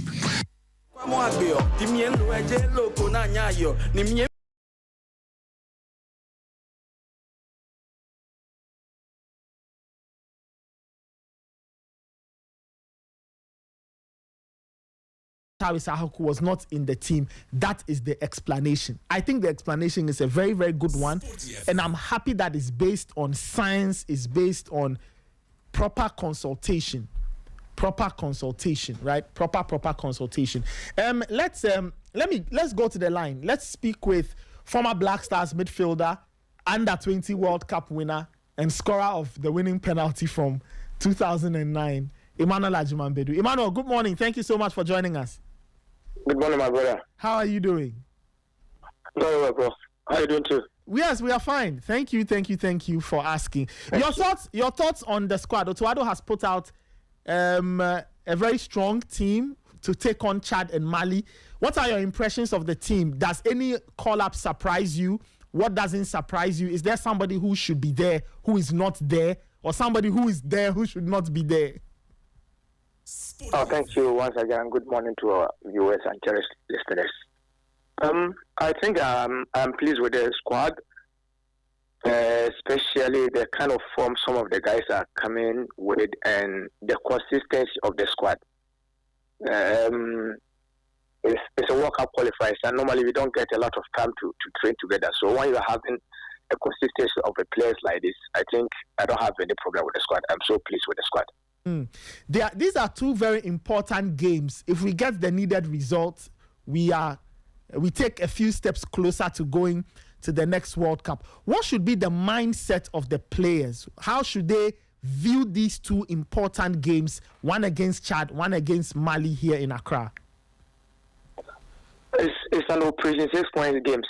And football have changed. A lot of countries have changed. But with all due respect, I don't think Chad is too much of a threat to the kind of squad and winnable team that the coach has presented. So for a Chad, it will be a normal mere formality game for us to get a point. Maybe Mali will be a bit tough, but for the past 1 year, I think the Malian team have been a bit disorganized, and football can change at any given time. But for what I've seen with the guys, the kind of things they want to do, the amends they want to do for Ghanaians, especially when you couldn't qualify for the African Cup of Nations, they are very ready, mentally tough.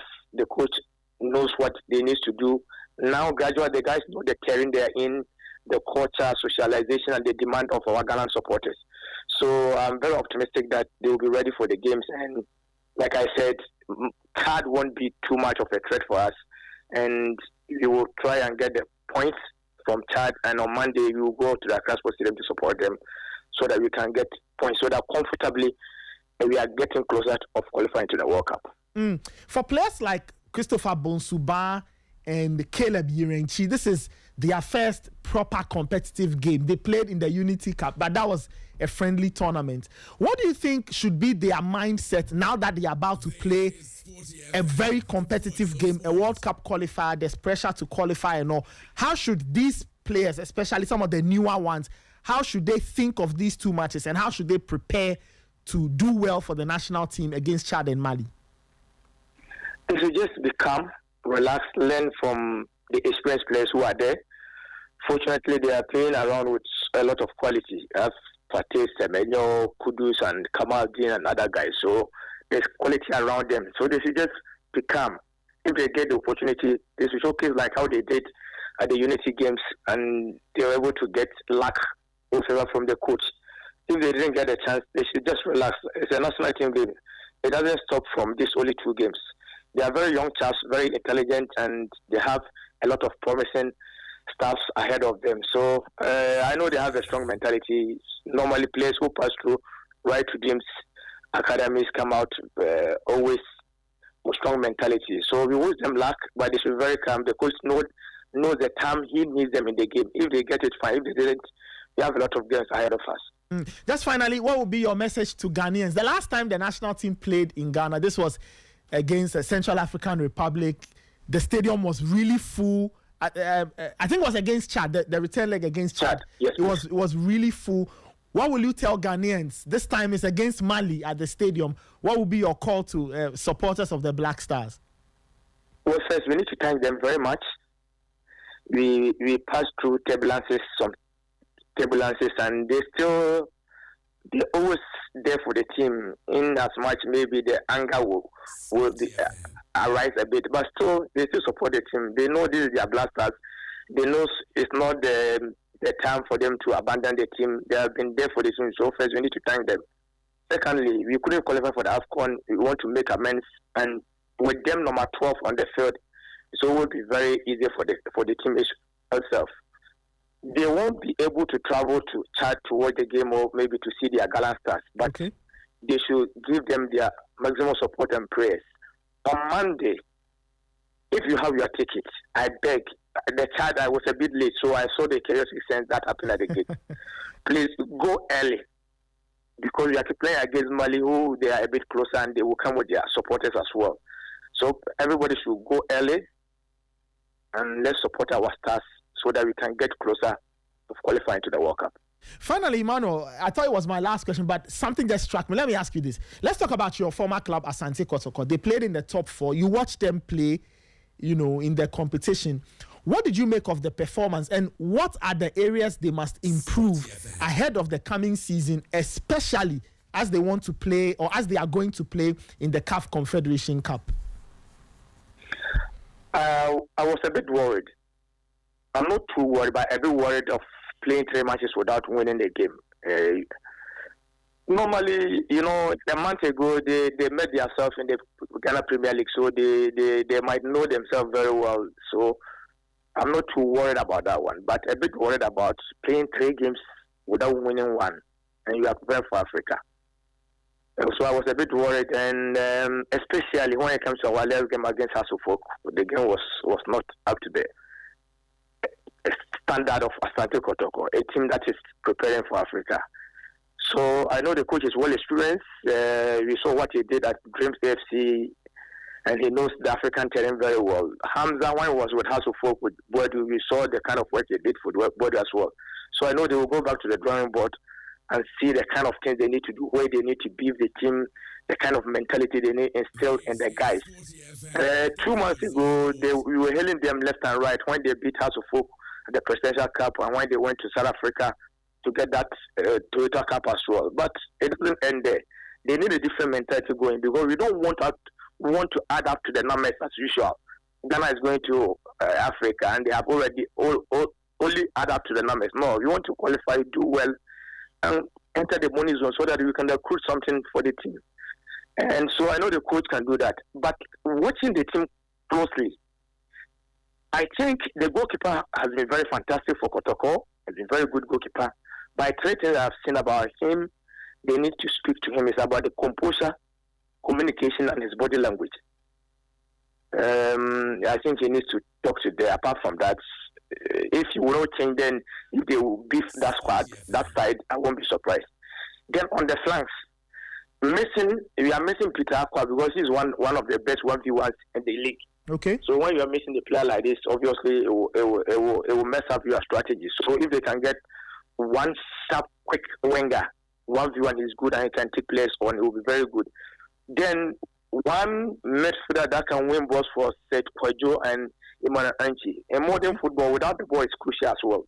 So with the ball, you will see them playing well, good, giving a lot of passes. But without the ball, who is going to win that kind of balls for them? Some bully midfielder who can win 50-50 balls for them. Because when you watch them against Asufo, you could see how everything was working for Hasbro. And gradually, I think the phobia spirit is coming back if they give the coach a chance. So Kotoko can beef.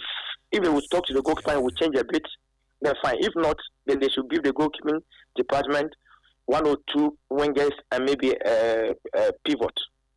Great. Emmanuel, thank you so much for your time. Really appreciate it, and I'm sure we'll speak again soon. Thank you very much for having me. All right. That was Emmanuel Ajimambedu, Black Stars, former Black Stars midfielder, and the 20 World Cup winner, ex-Asante Kotoko player, sharing his thoughts on different things.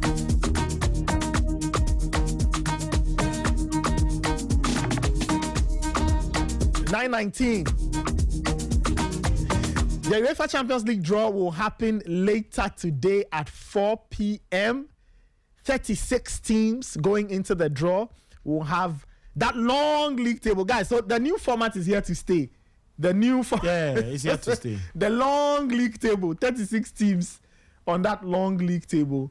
But that's the thing. Let's go through the pots, right? So pot 1, Ray. Pot 1, PSG, Real Madrid, Man City, Bayern Munich, Liverpool, Inter Milan, Chelsea, Dortmund, and Barcelona. Pot 2, Arsenal, Bayer Leverkusen, Atletico Madrid, Benfica, Atalanta, Villarreal, Juventus, Eintracht Frankfurt, and Club Brugge, or some people say Club Brugge. Pot 3, Tottenham Hotspur, PSV Eindhoven, Ajax Amsterdam, Napoli, Sporting Club de Portugal, Ruben Amorim's former team, Olympiacos, Slavia Prague, Bodo Glimt, and Olympique de Marseille. And pot 4, FC Copenhagen, AS Monaco, Galatasaray, Union Saint-Gilloise, Karabakh, Newcastle, Paphos, and Kairat Almaty. So those are the 4 pots. 9 teams in each. And we know the draw procedure. They take one, so they spread. Yeah, so teams, one from here. Yes, teams will be drawn to play 8 different fixtures. 4 at home and then 4 away. So the teams you play at home, you won't meet them away.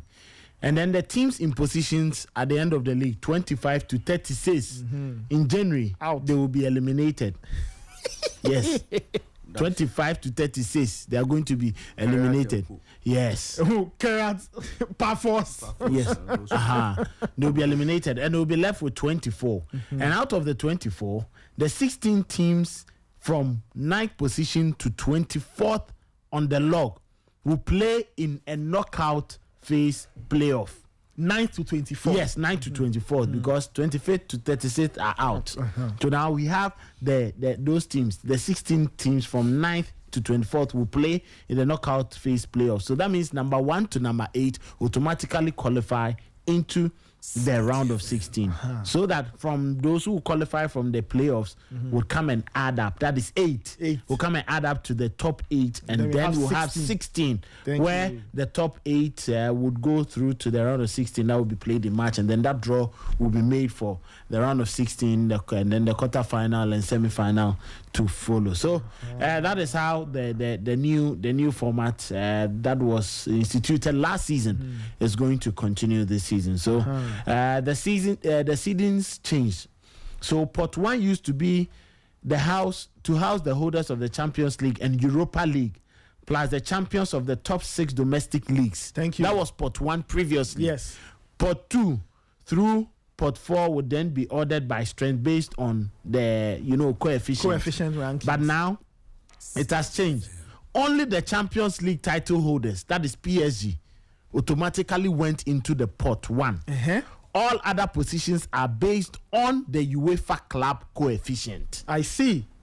So the club coefficient determined that exactly they are in Pot 1. Yes. So Real Madrid, Man City, Bayern Munich, Liverpool, Inter Milan, Chelsea, Dortmund, and Barcelona. And you know, Chelsea is the reason why Chelsea went into the Club World Cup. Their coefficient when it comes to the rankings in UEFA is strong, and they even traveled to go and win the Club World Cup. So it's even strengthened it, and they won the Conference League as well. So you know their ratings are still going high. And then this is the UEFA are doing this to give a sliding scale of strength down through the pots, so that teams face 2 opponents from each bracket. So you face 2 teams, 2 wild guys from Pot 1, 2 hard guys from Pot 2, 3 good teams from Pot 3, and then the Pot 4. Ray, where Man United would have been? Where? Pot 4. No, Man United, I know the pot will be in Pot 5. They'll be there with Auckland City. Asantoko. House of Hope. The big teams who are falling.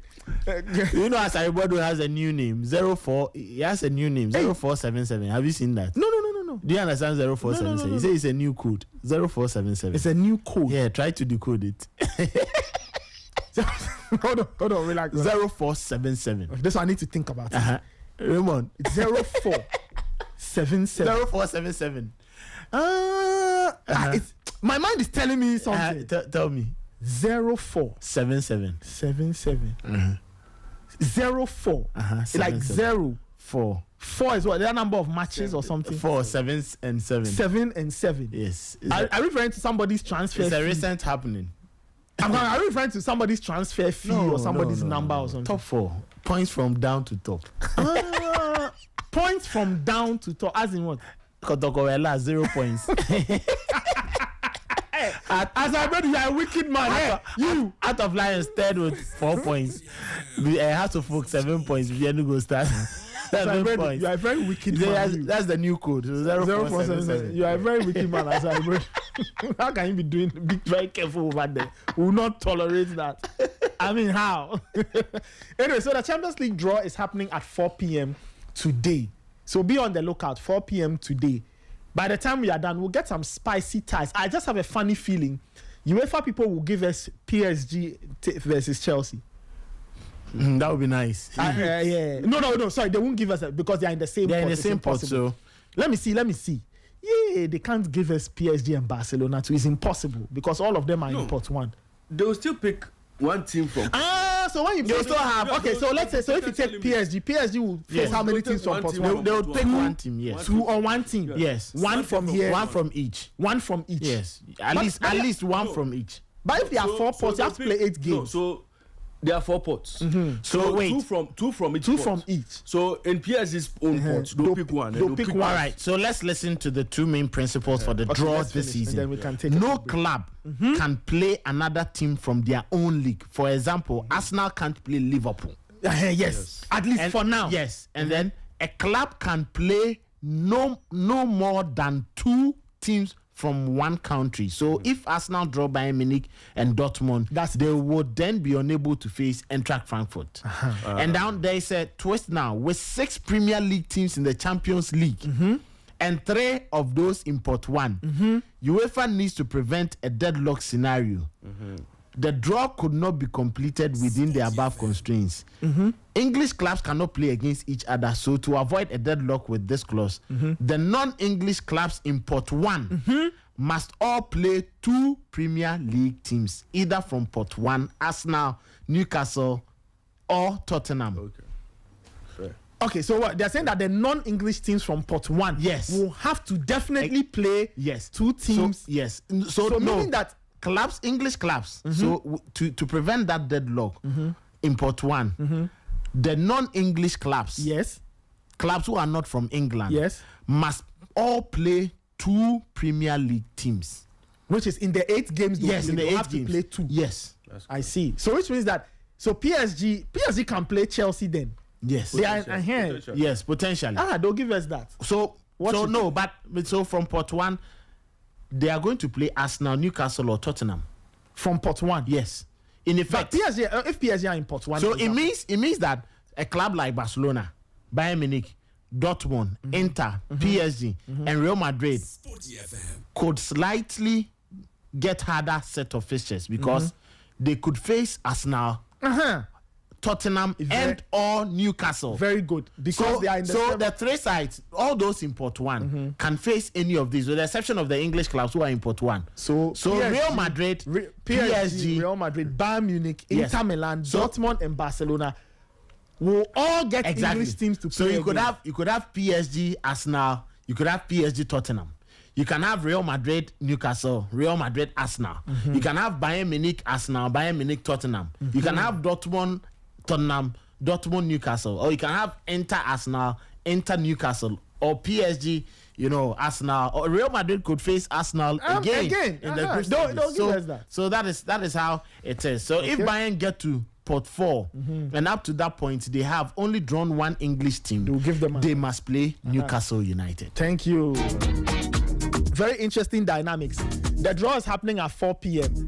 So you can follow it on Sporty FM. You can also follow it on our socials and all of that.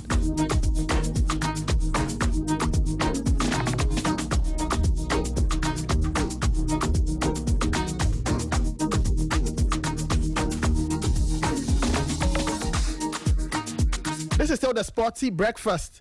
Your messages are welcome on 054-257-1061. We have a few quick announcements to do, a few adverts. We'll take a few commercials. When we come back, we do some esports and then we talk to our friends from the Trust Sports Emporium.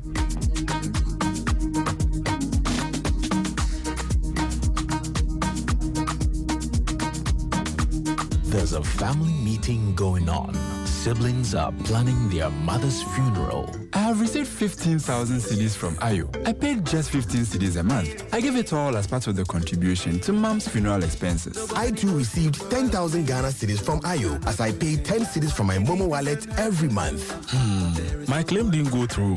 Ayo said the claim failed. But we all signed up on Ayo Family Cover together. When last did you have money in your Momo wallet?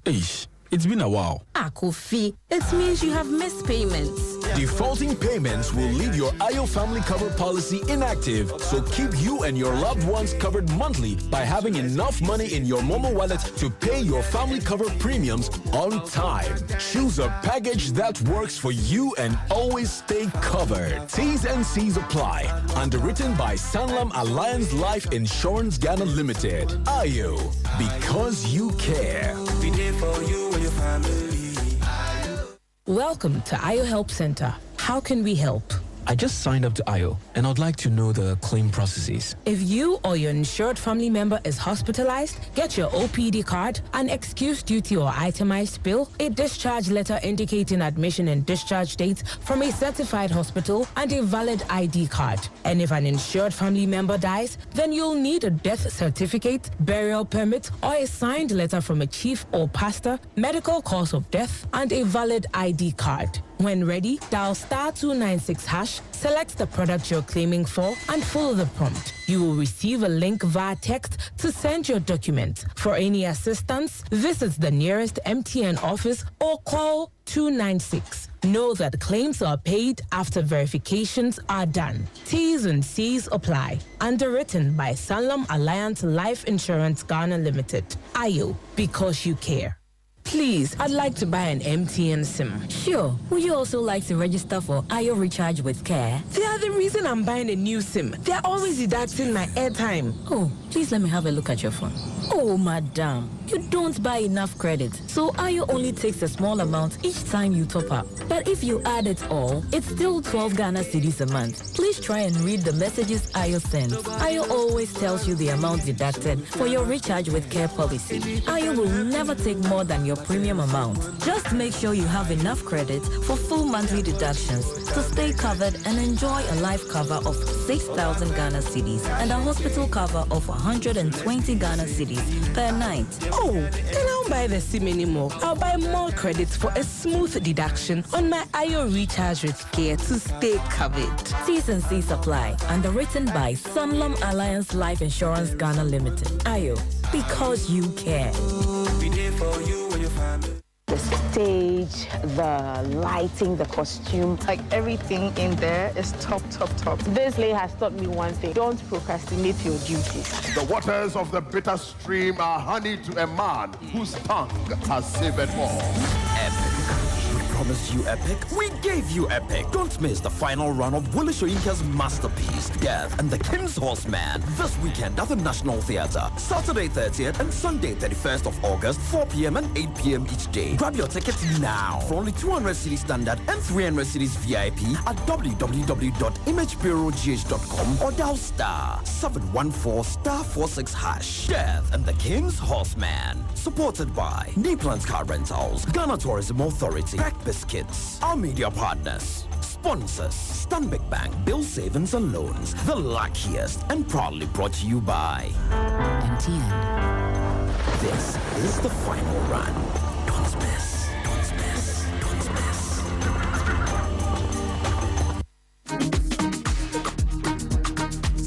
And this is still the Sporty Breakfast live on Sporty 106.1 in Accra, 102.5 in Takoradi, 91.3 in Kumasi. Good time to get into the conversation around the 2025 U.S. Open. We go to the USTA Billie Jean King National Center in Flushing Meadows, Corona Park, Queens, New York. A lot has been happening. Let's give you a quick recap of day 4.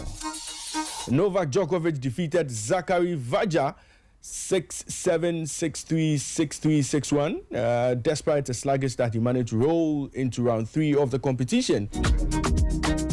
Carlos Alcaraz defeated Marcia Bellucci in straight sets, and he looked sharp after last year's early exit. American Taylor Fritz defeated Lloyd Harris in 4 sets, and Cameron Norrie also defeated Francisco Comsana. Cameron Norrie sets up a date with Novak Djokovic. That should be an interesting one.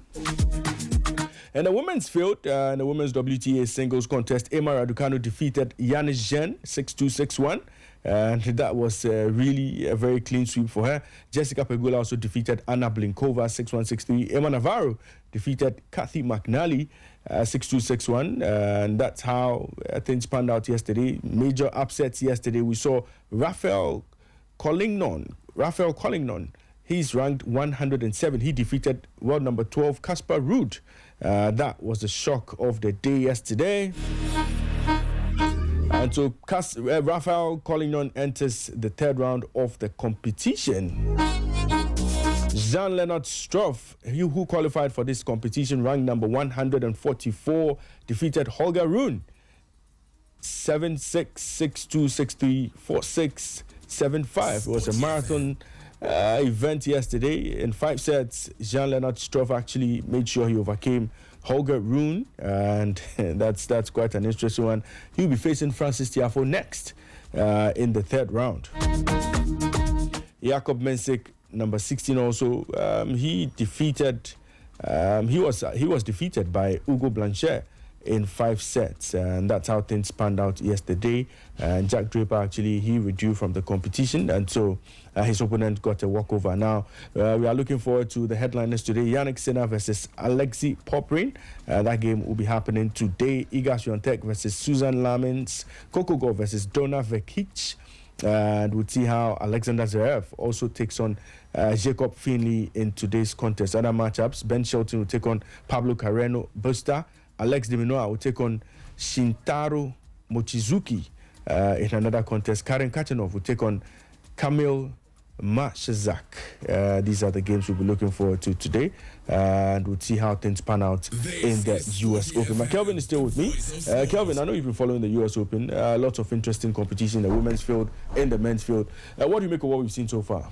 Well, I think it's been interesting. Not so many major shocks from the round 2, but I think it's been impressive to see. What actually struck me was, I'm not sure if you saw that altercation between Taylor Townsend and then her friend. I wasn't really happy with it, but at the end of the day, you just had to separate them. But good from Taylor. From last week when I saw her in the doubles with Ben Shelton, I was very much convinced that it was going to come good for her. And clearly, though they lost the doubles, it was quite impressive to see how sharp her reflexes were. Hopefully she would continue after the victory. But from the men's side, Ben Shelton gradually telling us that yes, he still has that firepower. The problem is when he gets to the top. He normally just dips from the quarter-final stage, and I continuously ask myself, is it fatigue?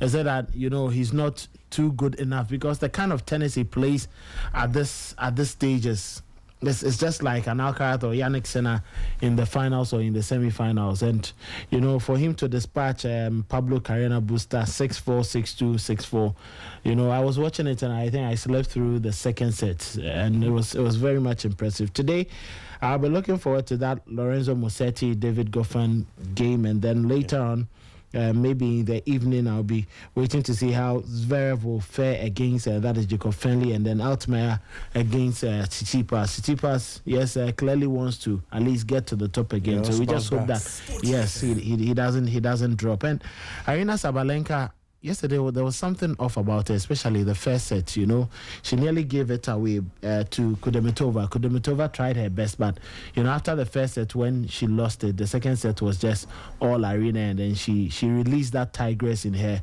to win 6-2 in the second set. So it was a good victory for her. At least it sets her up. Jasmine Paolini and all the likes making the progression. It makes it interesting. So hopefully today, another, question for Coco Gauff to solve, Donna Vekic, and wait to see if Coco can gloriously get past that, because at the Cincinnati she looked a bit off color. So hopefully she gets back to her groove this evening. So we're waiting to see what will transpire. For Sabalenka, she just needs to finish in the quarterfinals of this year's competition to maintain her number 1 spot. Yeah, she may want to maintain the rank, but her WTA rank, but she's looking for the ultimate. She comes in as a defending champion. Yes, as well, she wants to stay with the ultimates. And let's not forget that the previous times losing, time in, time out. The Wimbledon losing out to Iga Swiatek. Yes, she doesn't want to lose again.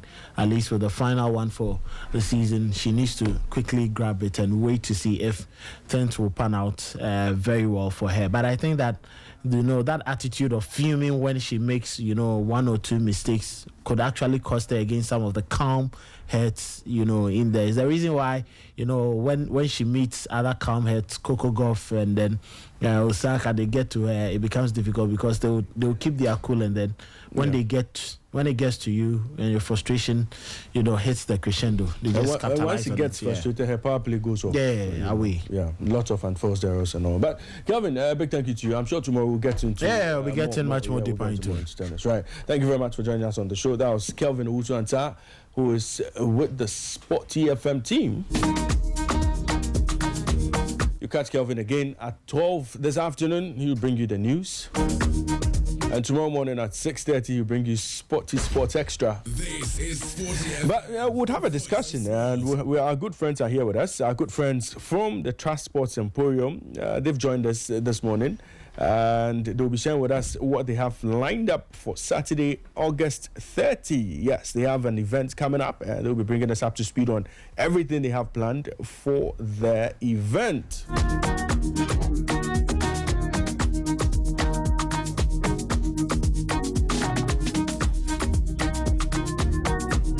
So let's quickly get into the conversation, and I'm joined in studio by Delali Xavier. He's the Sales and Marketing Officer of Trust Sports Emporium, and Oscar Kelly Menta is the Manager, Trust Wellness Center, and also, part of the Trust Sports Emporium. Gentlemen, good morning to you and welcome to Sporty Breakfast. Good morning. Good morning. Great. I see you have a very colorful flyer here with with what I like. Yes, what I like here. but what do you have? I hear you have an event coming up this weekend. Let me start with you, Delali. Okay. Tell us about it. Where is it happening? When is it happening? And how do I take part? Okay, so it's very simple. At Trust Sports Emporium, we've been able to identify one problem. That is the sedentary lifestyle in most people. Most people go to work from Monday to Friday, and everybody is just seated on their desk. We literally live in our desk at work. We find it very difficult to make time to go work out. So we thought as much that let's create a wellness community where we would now get families and friends. Everybody should come together. So it's not just your regular going to the gym sort of thing. But then again, you have you and your very close people, coming together. Let's just do aerobics. Nothing so stressful, okay? And also in building that wellness culture, we should be able to break down the boundaries. The boundaries of it's being you joining the gym, you paying for subscription and all that. This is for free. So once every month, on the last Saturday of every month, we invite the entire community to come in. Let's work out together. Let's do aerobics. Let's do freestyle aerobics. Let's do dance aerobics, which is the most favorite of most people though. And let's also have stick aerobics. I mean, beyond all that, let's also make time for a health talk. Let's make time for networking. Okay, we also have vendors who will also be coming around just for refreshment. So basically, this is a summary of what happens in Trust Sports Emporium on the last Saturday of the month. Well, let me come to you, Oscar. Yes. So over the last few months, what has the patronage been like? Attendance and how Ghanaians have bought into the Wellness Festival? Yes, so I want to say thank you for this question. I think we started last year in May. We were doing it on the first Saturday of the month. Okay. But the cleaner exercise on the first Saturday of the month have some impact on the attendance. So we decided this early year, we decided to change it to the last Saturday of the month. And since we started the last Saturday of the month, that was last month, July 26th. It was very impactful. The attendance were very impressive. I think we have about 70 to 80 people in number, if I'm not mistaken. So it's been very good. But this is the second time that we are doing it in the last Saturday of the month, and we are expecting no less than 100 people. Right, right. So when is the event? It's 30th of this month. That is coming Saturday, next month. Okay. And what time are we supposed to converge at the Transport Emporium? Latest at 6:30 a.m. But the event is starting at 7 o'clock. And do I have to pay before I get in? No, please, it's free. It's free. Entry is free. So everybody can just come to the Transport Emporium and then take part in the aerobic session, be part of the health talk, have some fun as well, and then the networking is also there. Fantastic. Right. For those of us who haven't been there before, and for those listening to us out there, why should they be part of this Wellness Festival? You've spoken about the networking and everything, but in terms of the physical exercises that would go on, the aerobics and all, what's the other reason why we should be there? What other reasons? Are there going to be some special sections you take us through in terms of how to even do some of these exercises on our own? Are we going to get all of that? Of course. So thank you so much. So in addition to the aerobics that we are having, The aerobics itself on its own has a trainer leading you, guiding you as to what to do and all. I'll make reference to our last edition where we had a physiotherapist guiding us through our sitting postures, walking, standing, sleeping postures and all that. I mean, you'll be surprised to know that there is a certain posture that is prescribed for you to sleep in, and you can get all this information for free if you should come to the Wellness Festival. This very Saturday, we are bringing on a specialist, a pediatric specialist, to come and speak to us about childhood cancer. Okay. If you allow me, I'll throw a little light on that. Sure. Most people would know September as a month for how do you call it? September for breast cancer, yes, and prostate cancer. Okay. But then again, September is also marked for childhood cancer. Okay. Now, as adults, we have a voice. Women are having a voice. Men are having a deep, strong voice. Yes, but the children, who speaks for them? So we decided that, okay, let's go with childhood cancer. Let's get these people to come on board. So also come and talk to the teachers that will be coming, parents that will be coming, guidance that will be coming. I mean, we are all one way or the other connected to children. How are we going to spot these early symptoms? What are the things to do? Because it is growing. Here in Ghana, we are no more so distant from childhood cancer as we think. So we are inviting these people to come around to come and do what? Educate us. So each and every episode of this festival features something unique. And this time around, we are throwing more light on childhood cancer. So once you come in, you'll be educated on childhood cancer, and you'll also be given tips on how you can do some of these workouts on your own. Stay healthy, stay productive out there. Yeah. And there's a gym facility there as well. There is. So if after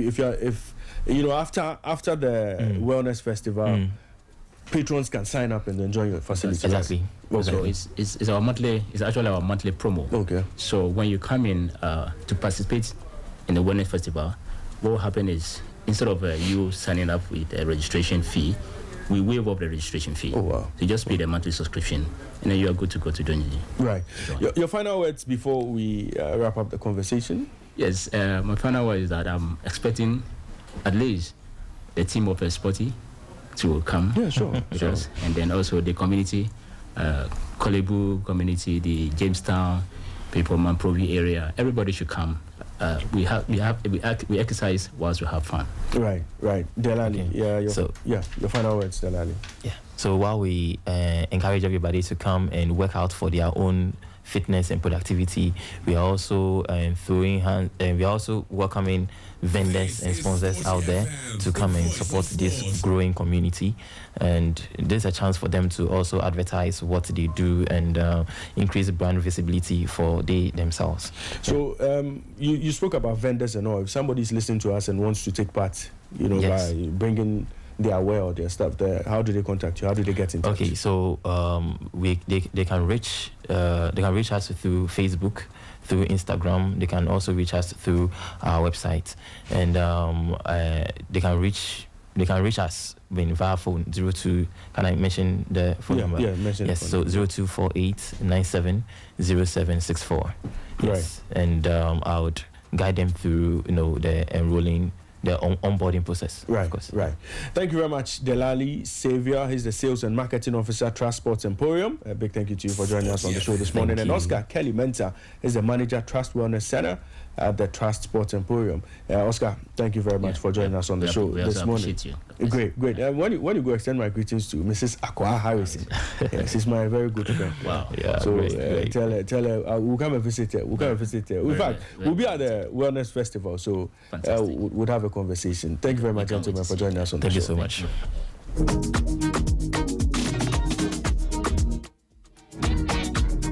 So all roads lead to the Trust Sports Emporium, Kolebu Traffic Light Accra, on Saturday the 30th of August 2025 from 7 a.m. to 10 a.m. for the Trust Wellness Festival. You get to take part in aerobic sessions, you get to take part in a health talk, have some games as well, and of course you could always network at events like this. So Trust Wellness Festival, Saturday, August 30, 2025, 7 a.m. to 10 a.m. The venue is Trust Sports Emporium, located just near the Kolibu traffic light here in Accra. The entry is free.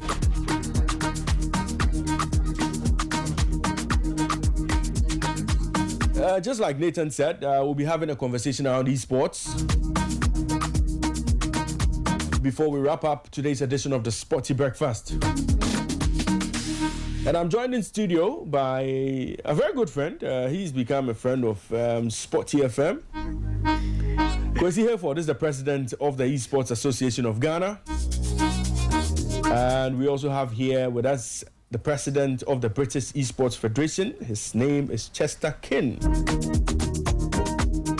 Chester King, good morning to you and welcome to Sporty FM. Good morning, thanks for having me. Great. And Kwesi Hayford, good morning to you and welcome to Sporty FM. Great. Chester, good to have you. You're the president of the British Sports Federation. It's always good to have a guest here. It's always good to see Akwaba or Obake to our guest. What brings you to Ghana? So I've actually been in Ghana for about 20 years. We were good friends of your country, and I'm here. I also work in healthcare, so we're building your police hospital in the middle of Accra. Wow. But I've also been working in esports for 9 years. Okay. So I'm the president of the British Esports Federation, but I'm also the vice president of the Global Esports Federation, vice president of the European Esports Federation, and we're here to support Kwesi because they're the official member of the Global Esports Federation for Ghana. Okay. And we have competitions around the world. So we've got the Global Esports Games. In 27 is the Olympic Esports Games. And I was just in Riyadh this weekend for the Esports World Cup, where the prize pool was $70 million. 70? Yeah. Wow. And they've just announced next November, so 26, will be the Esports Nations Cup, where Ghana will be able to compete with a lot of other countries in about 15 of the esports. So there's around 40 esports, and this competition will be about 15 of those esports. Wow. Kwesi, this must be, a huge lift for you. I mean, having the British Esports Federation coming over to support you as you embark on all your on your ventures. Yes, I mean, UK and Ghana are kind of sister countries in a way. We've received tremendous support from British Esports when we started the association, documentation, how to go about, how to build structures and organization, building our constitution and all that. So it's good to have Chester always come in to support, not only in words, but I mean, Chester, I remember when the first time Chester was coming, he asked, what do you guys need? I said, I needed a light. That's true. At that time we wanted to push more for content creation and always come and support our membership even to the Global Esports Federation. So it's always good that they are ahead of many countries, and we are always looking up to them to also follow the same pathways that they are doing. We are, as an association, what they have been through is the same steps that we are also taking to build a uniform space for us. Well, Chester, I'm sure you've been with the Ghana Esports Association since it started, and based on what Kwesi says. Are you impressed with how much they've grown and what they've done in the space over the last few years? And do you see a big future for esports here in Ghana? 100%. So Kwesi has done a brilliant job in your country, and just globally he's really well respected, and it's put Ghana, elevated Ghana within the continent. Obviously there's other countries doing different aspects within the continent. But yeah, no, we're really impressed. But I think what the purpose of me actually here this week is to try and organise next month, I'm back here mid of September, to get all the various stakeholders together. So I've already met with the Ghana Olympic Committee yesterday. We're going to meet with the NSA today. I met a couple of ministers yesterday to create kind of like a workshop and agree the strategy for everyone working together going forward. And I think Kwesi's done a brilliant job, but it does need kind of government involvement, other stakeholders involvement for you to progress, because I really want to see Ghana as one of the top esports teams in the world, and it just needs support as well as financial support, but it actually needs policy and strategy going forward as well. And based on what the kind of work you've seen them do, Do you see Ghana, with huge potential of getting way up there? Yeah, and 100%. There's a whole ecosystem around that. So I think there was a kind of image of people at gaming as a waste of time. So we announced last month with our military, the Ministry of Defence, we put an esports room on a naval ship for the welfare of the crew. Okay. But also we've just announced an international defence esports games where people are learning skills, digital skills, cyber skills that can help them with future jobs. So working for the armed forces. So in the UK, there's now a division of cyber soldiers, right? Yeah. So for drone operations, for hacking. So not everyone can become an elite player, but actually the transferable skills that you have from playing esports, and esports is always human versus human, right? So this journey that we're on, we want to help Ghana, and we also have a huge education pipeline, and we use education as the passion, esports as the passion to get into education. I think the average age of Ghana is 21. Yeah. So esports and gaming is right there, and so we're really excited to sort of share best practice. Obviously other countries have better practice. Saudi Esports Federation is probably number one in the world because they've got deep pockets, and we're probably number 2, but we have 27,000 students playing every week in competitions, men and women. We have 15,000 people studying high school level. We have 42 university courses in esports, so esports production, how to do this, esports events, esports agency. And I think once the government understands that there's a great future jobs here in careers, as well as winning medals and winning prize money, but actually Ghana, with the right infrastructure, can really develop and help not only on mental health, there's a whole load of benefits, and I think we just need to explain this to people. I don't know if you've ever been to a live esports event. No, I'm yet to. Yeah. But they have invited me, so I'll be joining them. I've got one video, a 30-second video, which I'll show you, just so you can feel the passion. So yeah, I mean, there's huge events happening all around the world, and I think, for me, if you can get a great case study in your continent, then you'll get greater input from government as well here. Right. Kwesi, how ready are you for the opportunities that are coming your way? Because we all know there's a lot of potential in the esports space for employment issues, mental health issues and all. How ready or how well positioned are you to take advantage of all of these things that are coming your way? I think that we've been able to consolidate our space very well. If for the work that our association has done over the years, we've segmented. We have the game centers, which wasn't regulated. Now, game centers can register with the association and be formalized. We have esports teams. We have esports media houses. So at every level of engagement, there is that kind of a pipeline that we have done. And not only that, we've done activations with academics, the universities, the secondary schools. And these are the pivots because we want to drive education, the digital skills of the future, and give opportunity to the youth. It's not only about one person being a champion in one game, but being able to drive an economic impact with esports. That's what we're looking at. And for us, Ghana will always become the gateway. That's what we want. We want Ghana to become the gateway of esports. That means that we need to build infrastructure for education. Just like University of Ghana was the educational pivot for Ghana at that time. So we want to become the gateway to West Africa, and all the other countries can come to Ghana and have accessible esports education as well. Right. Chester, before we wrap up, your final words. Good people of Ghana are listening to you. Esports community members are listening to you. Your final words to them. Yeah, so I think we're all on a journey. I think what's really exciting is in the next 2 years, there's some massive events where it can raise the profile of every country. Obviously, there's medals and there's prize money. I think the Olympic Esports Games in 27 is going to be a game changer. So we're here to support. We're going to be running this workshop in next month. And I think it's a dialogue. We need people to understand it. But there's huge benefits for youth and engagement going forward. Right. Kwesi, final words, quick one. Well, I think that the esports space in Ghana is growing. We need to sync everybody and bridge all stakeholders, both government, private sector, and then educational sector as well. And I think that we'll be able to make Ghana a great esports nation. Right. Let me say a big thank you to you. Chester King is the president of the British Esports Federation, and Kwesi Hayford is the president of the Esports Association Ghana. Gentlemen, a big thank you to you for joining us on the Sporty Breakfast this morning. Thank you. Great. Good to have you, and wish you all the best in your endeavors. And I hope you're enjoying Ghana. I hope you're enjoying your stay in Ghana. You like our food? I like your weather. Yeah. Yeah. I need to see more of your food. I haven't even been on to a beach yet, even though I've been coming for 20 years. Wow.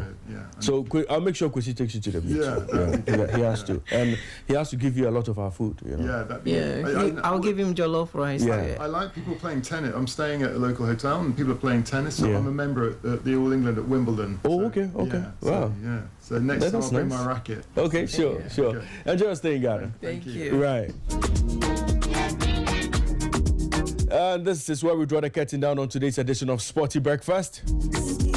A big thank you to you all for joining us on the show. I started the show with Nathan Kwao. He'll be joining you in the next 3 minutes with Inside French Football.